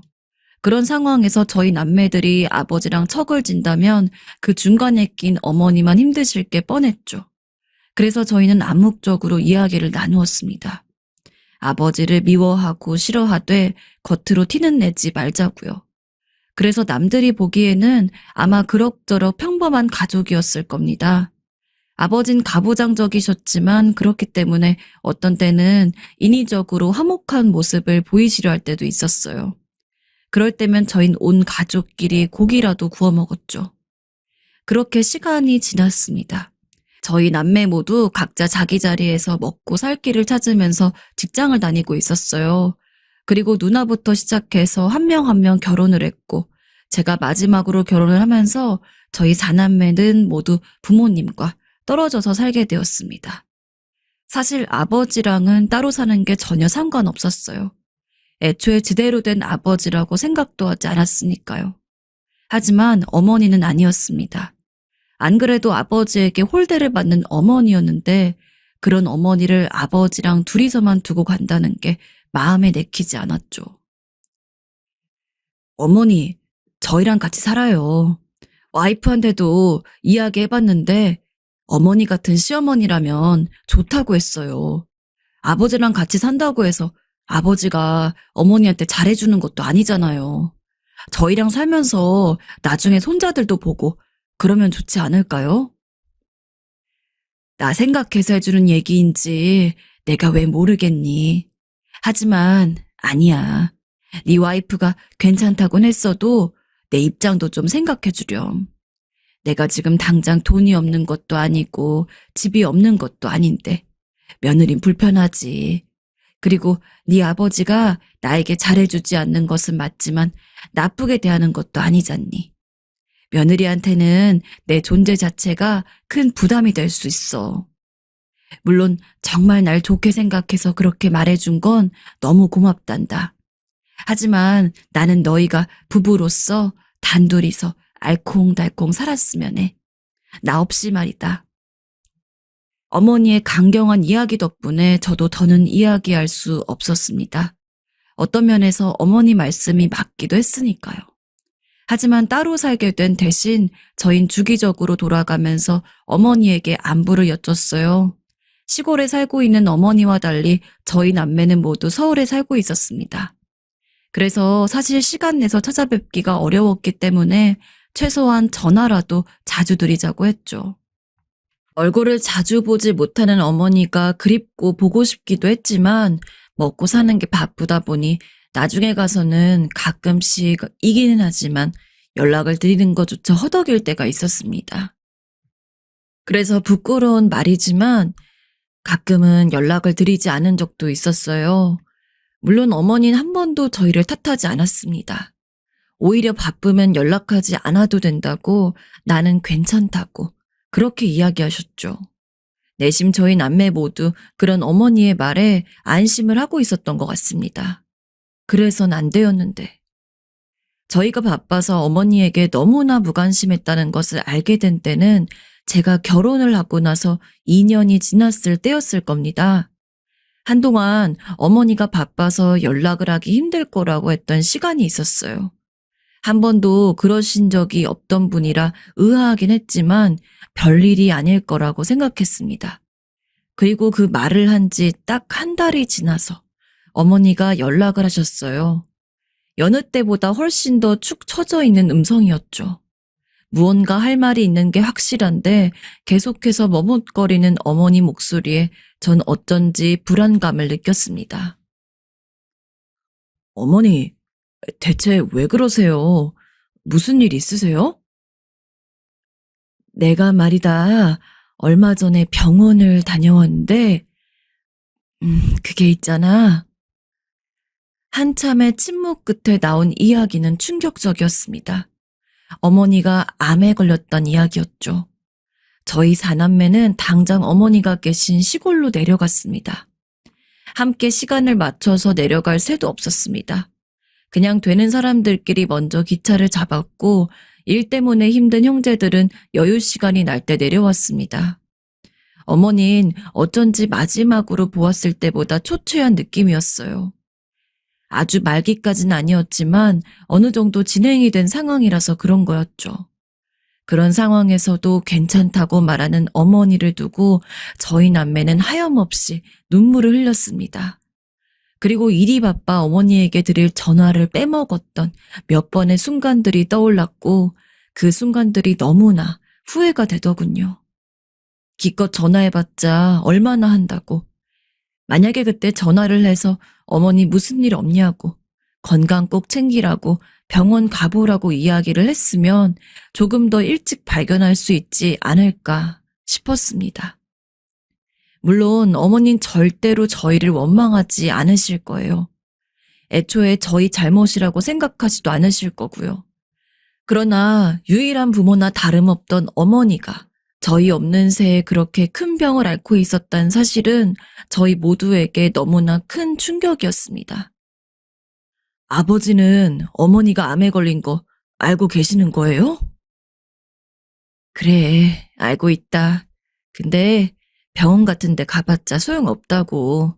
괜히 돈 낭비하지 말라고 그러더구나. 집에 있어도 나을 사람은 알아서 낫는다고. 사실 괜히 너희 혼란하게 하지 말라고 이야기도 하지 말라는 걸 내가 혹시나 해서 전화한 거다. 이런 말 하면 너희는 불안하겠지만 만약에 내가 정말 이 세상이라도 떠나게 된다면 너희한테 이야기는 해둬야 되잖니. 심지어 암에 걸린 어머니를 대하는 아버지의 태도는 딱 저희가 봐왔던 아버지의 모습 그대로라 충격 너머로 분노까지 치솟았습니다. 어머니가 암에 걸린 사실조차 이야기하려 하지 않았다니. 저희는 그 길로 어머니를 서울로 모셔왔습니다. 아버지에게 이야기도 없이요. 아버지는 어머니가 서울로 간 것을 알고 저희에게 전화를 해서는 왜 쓸데없는 짓을 하냐며 화를 내기도 했지만 저희가 저희 돈으로 치료를 한다고 하니까 금세 수그러들어서는 알았다고 하고 전화를 끊었습니다. 그렇게 되니까 저희한테 이야기하지 말라고 하는 이유도 뻔하더군요. 저희가 만약 알게 되면 아버지한테 전화를 해서는 어머니 치료를 받게 하라고 성화를 부릴 거라고 생각했나 봅니다. 그러면 아무리 나라에서 지원이 나온다고 해도 여러 가지로 돈이 많이 들잖아요. 아버진 돈을 써야 할 테니 그게 싫었던 거죠. 애초에 말만 아버지지 아버지라고 생각해 본 적도 없었지만 그렇게까지 밑바닥을 보니 너무 정이 떨어졌습니다. 그렇게 저희는 거의 5년 동안 어머니를 돌보았어요. 힘겨운 투병 생활이었을 테지만 어머님 버티셨습니다. 하지만 어머니가 버티는 것과는 별개로 어머니는 점점 야이어 갔습니다. 저희 사남매는 돈도 시간도 아끼지 않았어요. 짬이 나면 어머니를 보러 갔고 어머니를 위해서 수술도 했고 항암 치료도 꾸준히 했습니다. 그럴 때마다 어머니는 저희에게 미안했어요. 물론 저흰 그런 것 따위 하나도 아깝지 않았습니다. 어머니만 살 수 있으면 되니까요. 그러나 그런 노력에도 어머니는 결국 돌아가시고 말았습니다. 저희는 어머니의 장례식을 치렀고 아버진 그 자리에 오지 않았습니다. 분명히 어머니가 돌아가셨단 저희 연락을 받았을 텐데도 말이죠. 기대도 하지 않았기 때문에 실망도 없었습니다. 그래서 아버지 같은 건 없는 듯이 어머니만 추모하며 살았습니다. 하지만 설마 어머니가 돌아가시고 한 달 만에 연락이 온 아버지가 나 재혼한다 라고 말할 줄은 상상도 못했습니다. 재혼이라뇨? 무슨 말씀을 하시는 겁니까? 지금 어머니 돌아가신 지 한 달도 안 됐어요. 그건 알고 말하는 거예요? 너희 엄마가 죽은 지 한 달이 됐든 안 됐든 상관없다. 나는 지금 이 여자랑 재혼할 거고 너넨 그냥 알아두기만 하면 돼. 애초에 내가 무슨 허락을 받으려고 너네한테 전화했다고 착각하는 거 아니겠지? 그래도 자식이니까 이야기는 해두는 거다. 이제 나도 너희들 때문에 고생한 거 이제라도 좀 편히 살아봐야겠어. 언제부터 자식들을 챙겼다고. 저희를 챙긴 건 어머니인데 아버지 말에 정말 어이가 없었습니다. 아버지는 언제나 제멋대로였고 그때도 마찬가지였습니다. 하지만 아무리 그래도 그렇지 어떻게 어머니가 죽은 지 한 달도 안 된 상황에서 새로운 여자랑 재혼을 하겠다고 하는 건지 저흰 도저히 용서할 수가 없었습니다. 어머니랑 함께 살아온 오래된 추억이 있는 집에서 아버지가 어디서 만났을지, 언제 만났을지도 모르는 새 여자랑 함께 한다는 걸 용서할 수가 없었습니다. 게다가 생각해보면 애초에 말이 되지 않는 이야기입니다. 그냥 사귀는 거라는 걸 이야기할 정도였다면 여전히 아버지가 이해되지 않는 것은 마찬가지겠지만 그냥 넘어갔을 겁니다. 하지만 다른 것도 아니고 재혼이에요. 재혼까지 하고 싶을 정도의 마음이 든 여자를 과연 어머니가 죽은 뒤에 만난 걸까요? 제가 보기엔 아니었거든요. 분명 엄마가 서울에서 그렇게 힘들게 암과 싸우고 있을 시절에 아버진 다른 여자를 만나셨을 겁니다. 언제나와 같이 알고는 있었지만 저희 아버지는 참으로 너무한 분입니다. 예상했던 것처럼 아버지는 저희 어머니 투병하는데 병원비 한 푼 안 냈어요. 돈이 아주 없으신 분이었다면 말도 안 합니다. 다른 여자들 만날 땐 이것저것 사주고 선심 베푸느라 펑펑 쓰시는 분이에요. 저희 어머니에게만 인색한 거죠. 저희라고 해서 어머니 암 치료비 되는 게 쉬운 일은 아니었습니다. 물론 요즘은 암 치료비 관련해서 국가에서 지원도 많이 되고 있긴 해요. 하지만 그것만 있는 것도 아니고 어머니가 5년 동안 투병하면서 병원 외에 요양원도 갔고 저희 나름대로 암에 좋다는 음식이며 약이며 바리바리 찾아서는 어머니에게 드리기도 했고 이래저래 큰 돈이 많이 들었습니다. 그 돈 전부 저희 사남매가 다 냈고요. 저도 그렇고 다른 형제들도 그렇고 가족이 이미 있는 상태여서 솔직히 어머니에게 그렇게 다 쏟는 게 쉬웠던 것은 아니었습니다. 하지만 그래도 버텼어요. 어머니를 그만큼 사랑했으니까요. 하지만 결국 어머니는 돌아가셨고 그나마 어머니가 드러났던 보험의 보험금은 어머니 암 치료에 있어서 아무 짓도 하지 않았던 아버지에게 돌아갔습니다. 저흰 그대로 아버지와 인연을 끊었어요. 이제는 아예 전화조차 하지 않았고 아버지의 번호를 지웠습니다. 그리고 돌아가신 어머니를 가슴에 묻고 열심히 일했어요. 기일 때마다 어머니 산소에 찾아가서 인사를 드리는 거 빼고는 각자 자기 일하면서 바쁘게 살았습니다. 그렇게 한 3년 정도 지났을 때였을까요? 퇴근을 하고 집에 왔는데 웬일로 현관까지 나온 아내가 무척 난처한 기색으로 저를 맞이했습니다. 당신 표정 왜 그래? 집에 누구라도 와 있어? 여보, 누가 와 있긴 한데 그분이 아버님이셔. 아내도 당연히 제가 아버지와 연을 끊은 걸 알고 있었습니다. 그래서 아마 갑작스럽게 연락도 없이 찾아온 아버지로 인해서 당황한 것 같았죠. 대체 이번엔 또 무슨 이야기를 하려고 이렇게 뻔뻔하게구나. 화가 났습니다. 만약에 아버지가 찾아올 줄 알았다면 아내에게 무조건 문을 열어주지 말라고 했을 텐데 그런 이야기는 듣지 못한 상황에서 아버지가 생떼를 부렸을 겁니다. 염치도 없는 사람임이 틀림없습니다. 무엇인진 몰라도 분명 말 같지도 않은 요구를 할 게 뻔했죠. 제가 없는 집에 멋대로 들어와 있는 것이 화가 나긴 했지만 조금 차분히 생각하니 잘 되었다는 생각도 들었습니다. 이참에 제대로 말을 다 한 다음에 연을 끊으면 좀 더 깔끔할 테니까요. 그래서 신발을 벗고 아버지가 있다는 방에 들어가자마자 소리를 질렀습니다. 아버지는 대체 무슨 염치로 여기를? 저한테 아버지란 사람은 없습니다. 당장 나가세요. 하지만 제 말은 금세 끊길 수밖에 없었습니다. 아버지가 눈물을 흘렸기 때문입니다.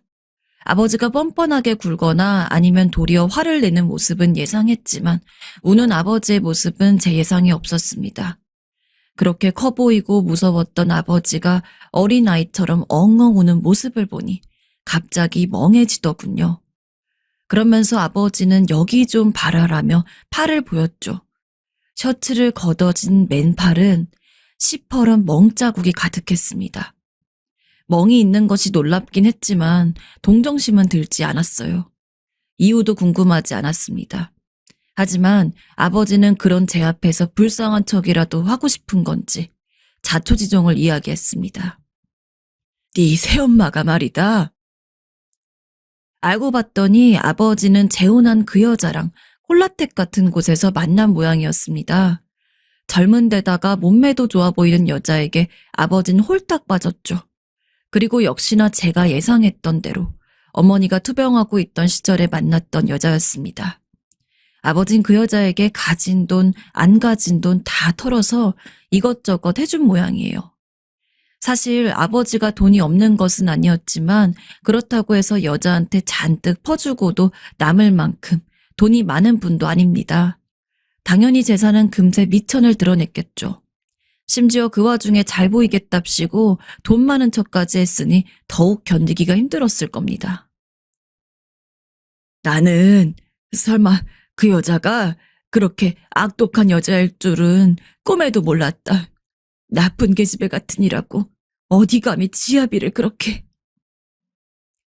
아버진 그 뒤론 어쩐지 쪽팔리고 겸연쩍은지 구체적으로 설명하지 않고 두루뭉술하게 이야기를 하다가 그 여자의 욕을 하기 바빴지만 딱 봐도 견적이 나왔습니다. 마침 돈 없을 때 어머니 보험료도 타서 또 펑펑 쓰다가 결혼까지 하게 된 모양인데 또 그때 가서는 보험료도 다 떨어졌을 테니 아버진 그때야말로 진정한 빈털터리가 되었을 겁니다. 그리고 아버지가 돈 많은 줄 알고 결혼을 결심했던 여자는 그게 거짓임을 알게 된 거겠죠. 당연히 구박도 받았을 테고 여자 입장에서 아버지를 봐줄 이유는 하나도 없습니다. 그 과정에서 물리적인 행위를 한 것 같아요. 아버지가 남자긴 해도 제 기억에는 그 여자가 아버지보다 못해도 15살은 더 어렸는데 그만큼 젊기 때문에 저렇게 몸에 흔적도 낼 수 있었겠죠. 솔직히 그런 이야기를 듣고 있는 것도 어이가 없었습니다. 그래서 어쩌라는 걸까요? 저한테 그 여자를 혼이라도 내달라고 하는 건지. 저희 어머니 목숨값까지 그렇게 말 같지도 않은 여자한테 다 쏟아붓고 이제 와서 자식들 덕이라도 보고 싶었던 걸까요? 아버지, 그건 아버지 사정이에요. 저는 어머니 돌아가시고 나서 이제 저한테는 아버지 없다고 생각했습니다. 아버진 그동안 저희 어머니한테 너무 가혹했고 자식인 저희들한테도 마찬가지였어요. 그래도 그때까지는 어머니가 아버지를 미워하지 말라고 해서 참은 겁니다. 어머니 돌아가신 이상 제가 아버지랑 이야기할 이유 없어요. 그래, 나도 네가 나를 아버지 대하듯이 해달라고 하는 거 아니다. 나는 그저 너한테 300만 원만 빌리고 싶었을 뿐이야. 딱 그거면 충분해. 네가 아무 말 없이 300만 원만 빌려주면 내 이대로 돌아가서 서울에는 절대로 오지 않으마. 그리고 다시는 찾아오지 않으마. 아버진 냉정하게 화를 내는 저에게 300만 원을 빌려달라고 했습니다. 제대로 이유를 이야기하지 않았어도 알 수 있었어요. 그 여자가 돈이라도 가져오라고 했겠죠. 300만 원 못 빌려줄 이유 없었지만 저희 어머니 보험금을 그렇게 까먹은 아버지를 용서할 수 없었습니다. 그 큰 돈 다 가져가 놓고 우리한텐 연락 한 번 없이 입 싹 닫을 때는 언제고 자기 필요할 때만 내려와서는 이렇게 이야기를 하는 모습이 너무 가증스러웠습니다. 네가 300만 원을 빌려줘야 내가 살 수가 있다. 응? 제발 셋째야 그 정도는 줄 수 있지 않니? 내가 돈 벌어서 갚을게. 어떻게 안 되겠니? 더 볼 것도 없었습니다. 저는 바로 아버지를 내쫓았습니다. 진짜 해도 해도 너무하시네요. 양심이라는 게 있으세요? 어머님 보험금은 어디에다가 날려먹었어요? 아버진 분명 지옥 갈 거예요. 인간이 아니에요. 제가 보기에는 아버지 부인한테 더 맞아야 될 것 같네요. 제발 다신 찾아오지 말고 얼른 나가세요. 셋째야. 제발. 아이, 제발. 아직 그래도 아버지잖니. 내가 네 아비인데. 나가시라고요. 안 나가면 경찰 부르겠습니다. 정말 이렇게까지 해야겠니? 아버진 경찰 이야기에 움찔하더니 그제야 다시 오열을 하기 시작했습니다. 그리고 문 밖으로 나가셨죠. 그렇게 아버지를 쫓아내고 미안한 이야기지만 아내에게도 조금 화를 냈습니다. 내가 그렇게 아버지랑 연 끊었다고 했으면 당연히 문을 열어주지 말아야지. 왜 열어줬냐고 말이죠. 아내 잘못이 아니라는 걸 머리로는 알고 있었습니다. 하지만 뭐라도 하지 않으면 그 오묘한 기분을 버틸 수가 없었습니다. 최대한 꼭 내리누르고 형과 누나 그리고 동생에게도 이야기했어요. 아버지가 찾아갈 수 있으니 조심하라고요. 사실 지금도 마음이 좋지 않습니다. 이 사연을 정리하면서도 오랜만에 깡소주를 마시고 있어요. 아버지를 미워하지만 한편으론 아버지가 개과천선을 하길 바랬던 모양입니다. 화목한 가정에서 자라는 다른 사람들이 너무 부럽고 왜 우리 집은 그러지 못했는지 때늦은 한탄이 들더군요. 어릴 때는 오히려 그런 적이 없었는데 왜 이렇게 나이가 먹고 이런 마음이 드는지 모르겠습니다. 참, 아버지에 대해서는 할 말도 없어요. 나쁜 사람이라고 동정해서도 안 되는데 그렇게까지 돈 욕심 부리고 여자 밝히면서 매정하게 살 거였으면 잘 살기라도 하지. 라는 생각도 들고. 물론 여전히 제 인생에 아버지는 없습니다. 하지만 마음 한구석이 불편한 건 어쩔 수 없나 봐요. 시간이 지나고 이번에 있었던 일이 잊혀지면 저도 괜찮아지겠죠? 아내는 삼형제 중 막내로 자랐습니다. 그러다 보니 어릴 적부터 막내랍시고 사랑도 많이 받고 자라온 것 같아요. 특히 아내는 장인어른에 대한 이야기를 많이 했습니다. 장모님도 크게 사랑을 주시긴 했지만 누구보다 자신을 사랑한 것은 장인어른이라고 말이죠. 참고로 저는 장인어른의 얼굴을 단 한 번도 뵌 적이 없습니다. 아내가 초등학교 4학년이 되었을 시절에 돌아가셨기 때문입니다.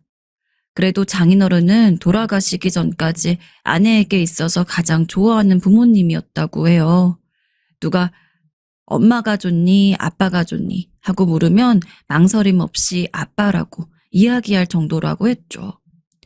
장인어른은 옛날 분 같지 않게 참 다정하셨다고 합니다. 아내를 포함한 삼형제를 데리고 밖에 놀러 가기도 했고 때로는 장모님 없이 여행을 다녀오기도 했다고 해요. 사랑한다는 말을 아끼지 않으셨으며 어떤 일이든 화를 내기보다는 차분하게 왜 그런 일을 했는지 어떤 이유였는지를 묻는 분이라고 하셨습니다. 사실 우리 아버지만큼 좋은 사람도 없었을 거야. 난 살면서 아버지한텐 제대로 혼난 적 없거든. 정확히는 혼나긴 했는데 그냥 무조건 매를 들고 말로 뭐라고 하는 게 아니라 내가 정말로 잘못한 게 무엇인지 알게 해주셨고 그거에 대해서 반성하게 해주셨어. 특히 아내 말로는 장인어른이 유독 막내인 자신을 좋아했다고 했습니다. 무뚝뚝한 다른 형제들과 달리 아내는 어릴 적부터 애교가 많았거든요. 장인어른이 아내를 유독 아꼈던 이유도 그런 것 때문이 아니었을까요? 그래서 아내는 장인어른이 돌아가셨을 때 그 누구보다도 펑펑 울었다고 했습니다. 물론 아내의 가족 중에서 장인어른의 죽음으로 슬퍼지 않은 사람은 없었을 거예요. 하지만 다른 가족들은 점점 현실을 살아가면서 그때 슬픔을 조금 잊어가고 있었다면 아내는 장인어른의 죽음으로 한때 우울증까지 앓았었습니다. 아내의 유년 시절에서 가장 큰 부분을 차지하고 있으신 분인 만큼 아내의 남편이 된 제가 그런 장인어른을 뵙지 못한다는 것이 참 안타까웠어요. 아내에게 들은 장인어른의 성격이라면 아내의 영원한 동반자가 된 저를 무척 좋아해 주셨을 것 같은데. 아무튼 장인어른이 돌아가신 일 덕분에 장모님은 꽤 오랜 기간 자식들을 혼자 키우셔야 했습니다. 삼형제가 모두 성인이 되지 않았을 때라 아마 장모님도 참 힘드셨을 거예요. 아내는 당시 자신이 아버지의 죽음에 너무 슬퍼하고 있어서 어머니를 돌보지 못했다는 사실을 굉장히 미안해했습니다. 나뿐만 아니라 다른 형제들도 마찬가지일 거야. 변명은 아니지만 우린 아직 어렸고 아버지가 돌아가신 슬픔을 추스릴 겨를도 없었으니까. 문제는 어머니도 우리와 비슷한 마음이었을 거였을 텐데 어머니랑 아버진 투닥거리면서도 참 사이가 좋으셨거든. 근데 어머닌 아버지가 돌아가시고 한 번도 우리 앞에서 슬픈 티를 내신 적이 없어. 여전히 우리를 키우고 돌봐야 했기 때문일 거야. 생계를 책임질 사람이 엄마밖에 없으니까. 그래서 난 아직도 그때 우리 엄마를 생각하면 참 고맙고 안쓰러워. 그래도 다행히 아내를 포함한 다른 형제들도 쓸데없는 문제를 일으킨다거나 하는 사람들은 아니었습니다. 그래서 다들 대학도 가고 취직도 하고 힘들게 키워주신 장모님의 은혜에 보답할 수 있었다고 합니다. 장모님도 막내인 아내가 직장을 잡았을 때 안도의 한숨과 눈물을 흘리시면서 이제 나도 조금 쉬어도 되겠구나. 내 할 몫은 다 했구나. 라고 했다고 하더군요. 분명 장모님도 혼자서 자식들을 키우는 것 때문에 많이 부담을 가지고 계셨을 겁니다. 여기까지만 들으면 아무런 문제 없습니다. 장인 어른을 잃고 혼자 고생하신 장모님이 무척이나 안쓰러울 뿐이죠. 하지만 사위인 제가 사연을 정리하게 된 것엔 다른 이유가 있습니다. 바로 장모님에게 조금 이상한 모습을 보았기 때문입니다. 때는 제가 아내와 결혼을 하고 3년 정도 지났을 때입니다. 그때까지만 해도 장모님한테 별 특이사항은 없었습니다. 조금 무뚝뚝하시긴 했지만 그럭저럭 사위들, 며느리들 잘 챙겨주는 분이었어요. 명절 때는 늘 온 가족이 장모님 사는 곳에 모여서 식사를 했는데 그때는 하필 명절 기간에 다들 각자 일로 바쁘고 그래가지고 가족별로 따로따로 모였습니다. 근데 분명 그때까지만 해도 장모님은 여느 때와 별다를 바가 없었습니다. 당연히 저는 장모님에 대해서 크게 관심을 가지지 않았고요. 근데 장모님 댁에 다녀오고 나서 한 달이 지났을 때였을까요? 아내가 저한테 그러는 겁니다. 여보, 요새 엄마가 너무 이상한 것 같은데 내가 어떻게 해야 될까? 장모님이 이상하다고? 우리 저번에 명절 때 갔을 때만 해도 평소랑 똑같으시지 않았어? 그때는 그랬는데 내가 얼마 전에 다른 형제들이랑 전화를 좀 했거든.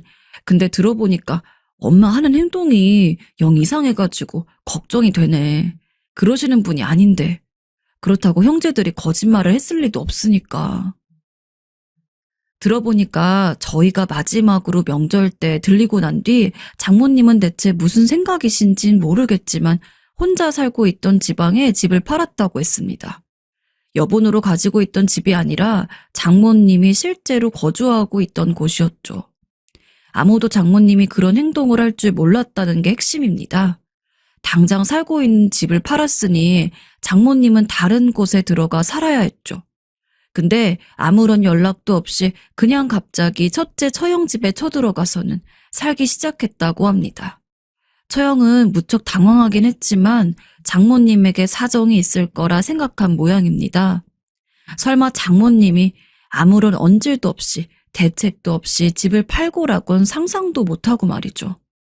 처형이 그 사실을 알게 된 것은 장모님이 처형집에 쳐들어간 지 2달 정도 지났을 때라고 합니다. 엄마, 이젠 이야기해줘도 괜찮지 않아? 대체 왜 갑자기 우리 집에 오게 된 거야? 집에 무슨 일 생겼어?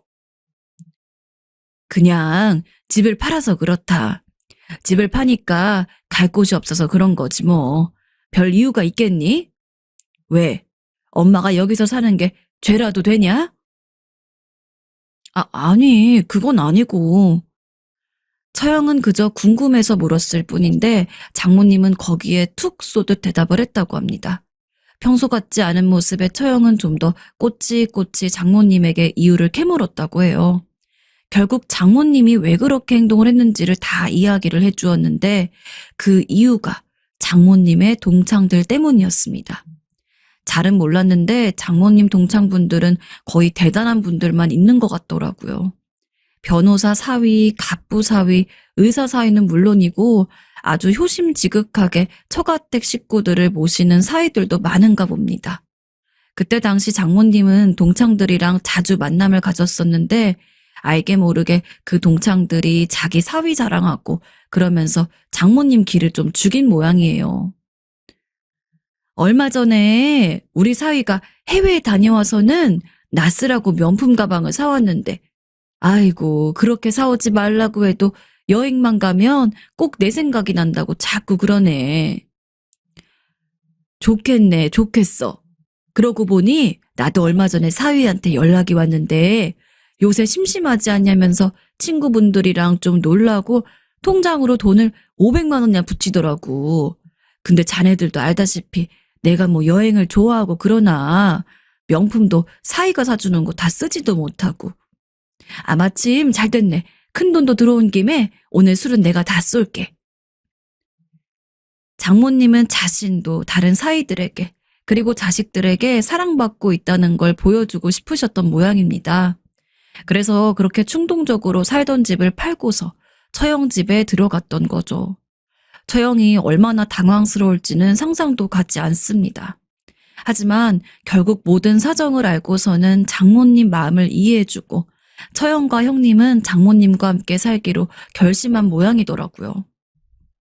언니, 괜찮겠어? 갑자기 엄마랑 살면 힘든 것도 있을 텐데. 형부도 많이 불편할 테고. 아, 엄마는 상의라도 해야지. 이렇게 갑자기 그러면 어쩌자는 거야 도대체. 정말 못 산다 내가. 처음이야. 조금 불편하겠지만 익숙해질 거야. 남편도 괜찮다고 했고. 당황스럽지 않은 건 아닌데 엄마가 오죽 그랬으면 이렇게 행동했을까 싶기도 해. 자식한테 사랑받는 거 자랑하고 싶으시다고 했으니까 그렇게 해드려야지 뭐. 원래 어른들은 자식들 자랑 빼고 하실 게 없잖아.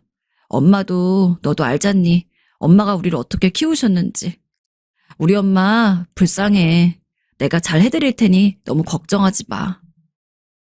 평소 명절 때 아니면 자주 볼 일이 없기 때문에 솔직히 아내 가족이라곤 해도 별 생각 없었는데 아내에게 그렇게 말했다는 것을 듣고 처형이 참 대단하다고 생각했습니다.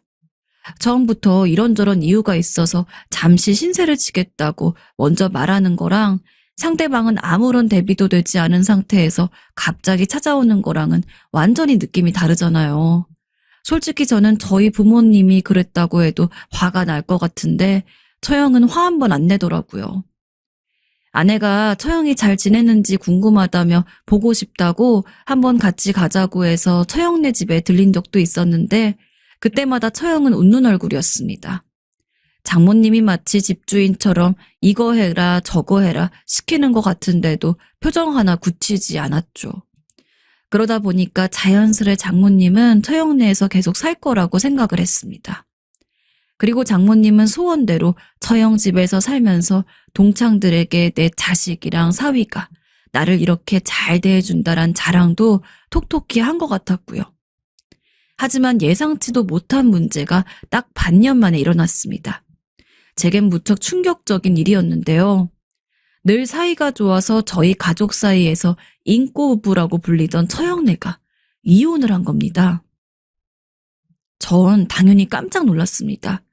명절 때 가면은 정말 속된 말로 지지고 볶고 서로 사랑해주지 못해서 안달이 난 부부였는데 저희 가족들끼린 막 농담으로 우리 다 이혼해도 처형nên 이혼하지 않을 것 같다고 그랬거든요.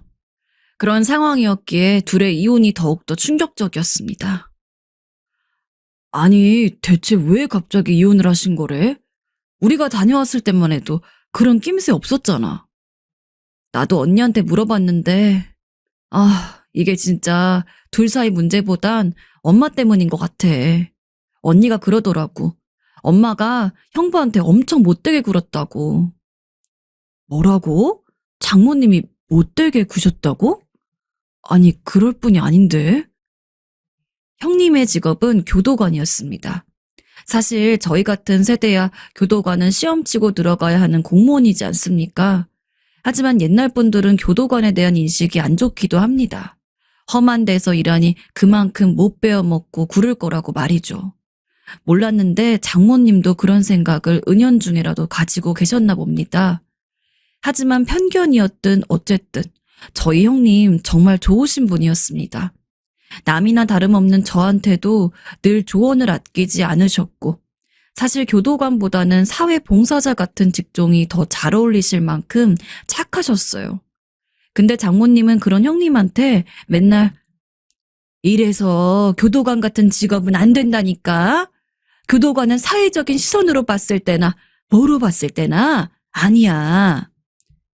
라며 비난을 하고 야단을 치신 모양이었습니다.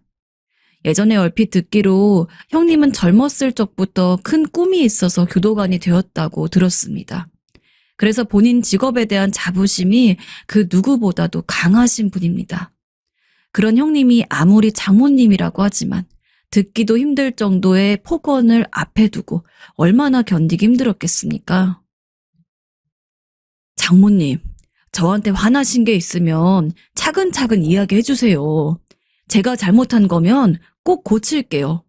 저 장모님에게 잘하고 싶어요. 네가 교도관밖에 못 되는 게 잘못이다. 내가 우리 딸 너 같은 놈한테 시집 보내려고 이렇게까지 고생한 건 줄 알아? 다른 집 사이들은 매일같이 장모한테 명품 주고 여행 보내주고 한다는데 넌 사이가 돼서 할 줄 아는 게 뭐냐? 돈을 많이 벌어서 우리 딸 호강을 시켜줘. 뭘 해줘?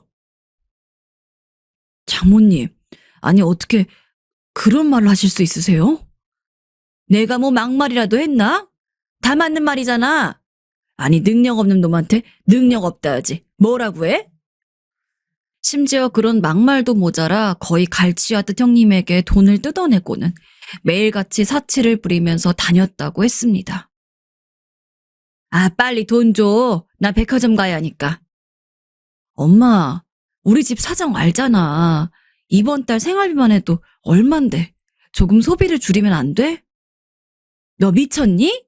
애미 그럼 동창회 나가는데 쪽팔리게 저번엔 들고 나간 가방 들고 가란 얘기야? 어떤 때는 얘기도 없이 형님네 집으로 장모님이 멀리 있는 동창들을 불러와서 노는 통에 형님은 아무것도 못하고 꼼짝없이 그날 장모님과 장모님 동창들이 먹고 마신 비용을 다 내야 했다고도 했죠. 당연히 형님은 화가 날 수밖에 없었습니다. 그리고 자연스럽게 처형과 싸우게 된 거고요. 처형도 장모님이 잘못한 것을 알고 있었기에 어떻게든 잡아보려고 했던 모양이에요. 처형도 분명 형님을 사랑하셨을 테니까요. 하지만 형님은 이미 많이 지쳐있던 상황이었습니다. 여보, 나 당신을 사랑하지만 솔직히 더 이상 장모님 견디기가 힘들어. 당신이랑 살면 계속 장모님에게서 벗어나지 못하겠지. 아직 자식 없을 때 헤어지는 게 맞다고 봐. 이제 우리 그만하자. 나 솔직히 할 만큼 한 것 같아. 여보, 그러면 내가 엄마를 내보낼게. 잠깐 여행이라도 다녀올래? 머리 좀 식히고 와. 그때까지 내가 엄마를 내보낼게. 아니야. 오랫동안 고민했어. 그냥 이혼하자. 미안하다. 형님은 이미 장모님을 뛰어넘어 처형에게까지 안 좋은 감정들이 싹 트여서 돌아올 수 없는 강을 건넌 상태였습니다. 그리고 결국 두 사람은 이혼까지 하게 된 거였고요. 나 엄마랑 인연 끊을 거야. 도저히 못 참겠어. 어떻게 자식 이혼까지 시켜? 아내의 말로는 두 분이 이혼한 이후 처형은 장모님과 아예 인연을 끊었다고 했습니다. 그리고 졸지에 갈 곳을 잃은 장모님은 둘째 형님네로 피신을 한 것 같았죠. 아내는 걱정을 많이 했습니다. 본인이 봐도 장모님이 너무 이상하게 굴고 있었으니까요. 게다가 그런 아내의 걱정대로 또 몇 달이 지나지 않아서 문제가 터졌습니다. 이번엔 장모님이 둘째 형님 와이프에게 온갖 시집살이를 다 시킨 것 때문이었죠. 둘째 형님은 명절 때도 종종 얼굴을 보이지 않는 분이라 처형네 가족보다도 더 낯설기는 했지만 아내 말로는 둘째 형님 와이프 되시는 분이 무척 온순한 성격이라고 했습니다.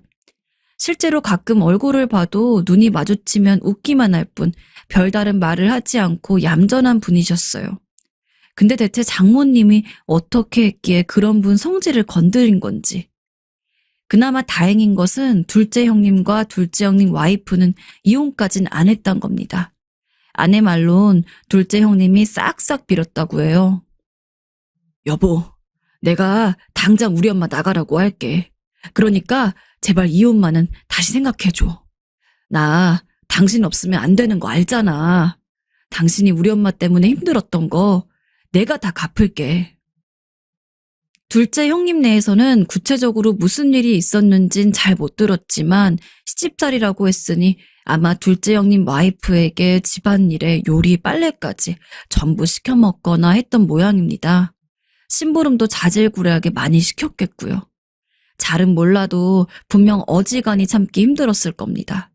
그리고 당연히 그 이후 장모님은 둘째 형님의 집에서도 쫓겨났어요. 근데 그런 장모님이 아내에게 전화를 했던 모양입니다. 막내야, 내가 지금 갈 곳이 없어서 그러는데 너네 집에서 좀 살아도 되겠니? 엄마, 미안해요. 제가 당장은 확답을 드리기가 좀 힘들어요. 엄마도 아시다시피 우리 정아 아직 초등학교도 안 들어갔잖아요. 근데 얘가 지금 집에 사람만 있으면 울고불고 난리를 치는데 엄마도 알잖아요. 정아 아직 엄마한테 낯가리는 거. 이런 상황에서 엄마 와서 같이 살라고 했는데 우리 정아 때문에 다시 나갈 수도 없는 거니까. 너는 정말 너무하는구나. 죽어라 자식 키워놔도 다 소용없다더니. 아이고 내 팔자야. 빨리 죽어버려야지. 그래야 내 삶이 편하지. 엄마 미안해요. 됐다. 그런 소리 하지도 마. 듣기 싫으니까. 결국 아내까지 거절을 하니 장모님은 그 이후로 찜질방을 전전하며 숙박을 하는 것 같았습니다. 아내가 왜 거절했는지 누구보다 잘 알고 있었고 저도 아내의 거절에 동의하는 편이지만 그러면서도 한편으론 참 마음이 찝찝했어요. 그래도 장모님이니까 어떻게 찜질방 같은 곳을 전전하시는데 신경이 안 쓰이겠습니까? 그리고 아내 역시 그랬을 겁니다. 말은 안 하는데 매일같이 울상에 가끔 말을 걸어도 무슨 생각이라도 하는 듯 멍하니 있다가 깜짝 놀라서 대꾸하는 게 한두 번도 아니고 사실 저희 집이 형편이 그리 좋진 않습니다. 아마 다른 가족들 중에 제일 못 살 거예요. 그러나 계속해서 장모님 생각이 났습니다. 장모님이 아직 정상적일 때는 그렇게 무심하게 구신 와중에도 제가 막내 사위라고 대신 밥이라도 한 숟갈 더 챙겨주시고 그랬는데 왜 이렇게 사람은 미안해해야 될 일이 생기면은 자꾸 그 사람이 해준 좋은 것들만 생각이 나는지. 결국 저는 아내랑 이야기를 해서 장모님을 데리고 저희 집에서 함께 살기로 결정을 했습니다. 설마 처형한테도 그랬고 둘째 형님한테도 그랬는데 우리 집에서도 그럴까라는 생각도 있긴 했어요. 이제 아내가 마지막 자식인데 여기서까지 쫓겨나시면 정말 갈 곳이 없는 분이니까요. 그리고 실제로 저희는 3년 정도 장모님과 별 문제 없이 잘 지냈습니다. 아내에게 무분별한 집안일을 시키지도 않았고 오히려 아내가 집안일을 하면 장모님이 돕기도 했어요. 저도 벌이가 아주 좋지 않아서 장모님이 가끔 자랑하는 다른 집 사위들처럼 명품들이고 그런 건 일절 못했는데도 저한테 한 번도 뭐라고 하신 적이 없었죠. 내심 저희는 장모님이 그동안 처형과 둘째 형님을 겪으면서 반성을 하신 것 같다고 생각을 했습니다. 하지만 그 평화로움도 장모님이 3년 만에 무척이나 크게 열린 고향 동창회를 한 번 더 다녀오고 나서 다 바뀌고 말았어요. 전 이때의 사건을 아직도 잊을 수 없었습니다. 장서방, 내가 밖에 나가서 뭐 사올 것좀 있는데 카드 좀 줄래? 어느 날 장모님이 저한테 신용카드를 달라고 하길래 아무 생각 없이 드렸습니다. 마침 집에 반찬이 없어서 장이라도 보고 오시려나 싶었죠. 근데 5분 거리에 있는 시장에 가시는데도 거의 몇 시간이 지나도록 돌아오지를 않으시는 거죠.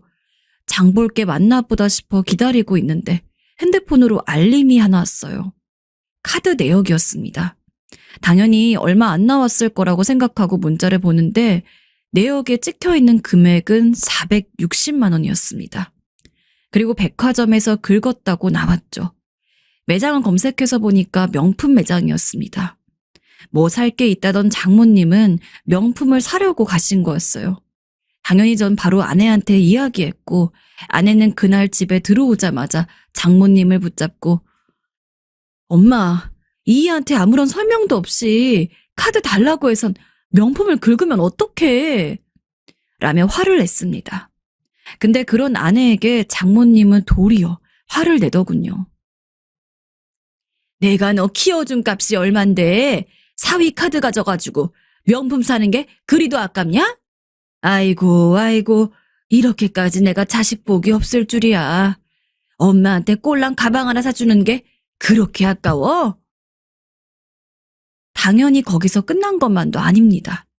그 이후론 저희가 절대로 카드를 주지 않으니 어떤 때는 카드를 몰래 훔쳐서는 명품을 사가지고 오신 적도 있었고, 명품이 아니면 친구분들을 불러서 밥 한 끼를 대접한 적도 많아요. 10만 원, 20만 원 선에서 끝났으면 얘기도 안 합니다. 대체 어딜 가서 뭘 먹었길래 한 끼에 80만 원이 나오는 건지. 사람도 한 5명밖에 없었는데. 그런 일들이 많으니 전 자연히 아내와 부부싸움을 시작했습니다. 사실 마음으로는 저희끼리 싸워서 될 일이 아니라는 걸 알거든요. 근데 장모님한테 이야기해봤자 달라지는 게 없으니 저희끼리도 속이 터져서 어쩔 수가 없었습니다. 그러나 저희끼리 이렇게 싸울 수만도 없는 일이긴 했어요. 그래서 저희는 장모님의 문제가 정신과적인 문제라고 생각하고 말을 이어봤어요. 그러나 장모님은 저희의 진지한 제안에 오히려 자존심이라도 상한 듯 벌벌 뛰었습니다. 그러더니 제 멱살을 잡으려 하더군요. 아내가 놀라 말리긴 했지만 전 너무 깜짝 놀랐습니다. 충격이었어요. 야, 누구는 의사 사위고 누구는 변호사 사위인데 나는 왜 이렇게 복이 없어서 돈도 잘 못 버는 사위한테 정신과 가라는 무시나 당하는 거냐? 어? 그렇게 고래고래 소리를 지르는데 심지어 그런 모습을 저희 7살짜리 딸 앞에서 보였습니다. 졸지에 노발대발 소리를 지르는 장모님 때문에 딸이 눈물을 참지 못하고 엉엉 우는데 그걸 보니까 더 이상은 저도 못 참겠더라고요. 장모님, 저도 더 이상은 이렇게 못 있겠습니다. 당장 나가주세요. 저희 집에서 나가고 다시는 돌아오지 마세요. 아내가 뭐라고 하기도 전에 전 장모님이 쓰시는 방으로 들어갔습니다. 그리고 장모님 짐을 대충 가방에 꾸겨 넣었어요. 사태를 파악한 장모님이 허겁지겁 방으로 들어와가지고는 제 팔을 잡으며 지금 뭐 하는 짓이냐고 했지만 전 전혀 멈추지 않았습니다. 장모님 짐을 아예 거실로 내던지고 현관에 두면서 꾸역꾸역 쫓아냈어요.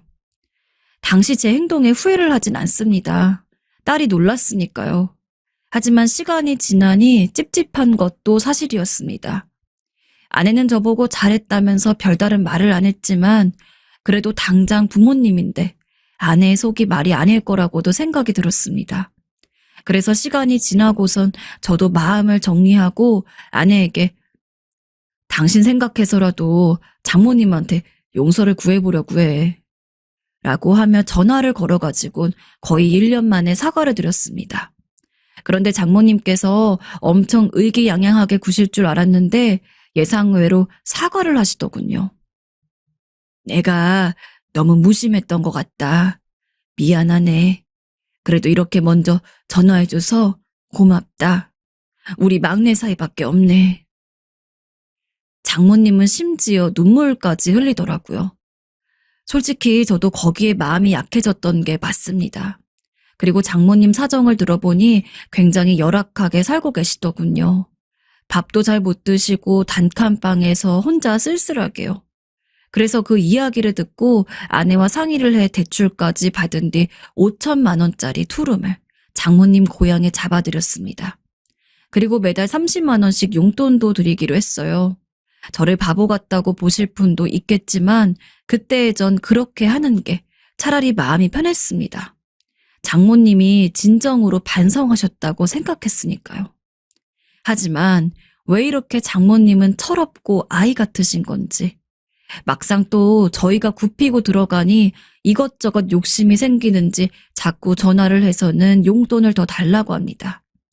이미 매달 드리고 있는 용돈이 있는데도 말이죠. 액수는 점점 더 커지고 그 빈도수 역시 증가하고 있어요. 아내는 이럴 줄 알았으면 제가 사과하고 싶다고 해도 절대 안 된다고 할 걸 그랬다며 미안하다는데 솔직한 심정으로 이젠 다 싫습니다. 아내랑도 더 이상 장모님 가지고 이야기하고 싶지 않은데 자꾸 제 눈치를 보고 그러는 게 더 힘들어요. 어떻게 해야 할까요?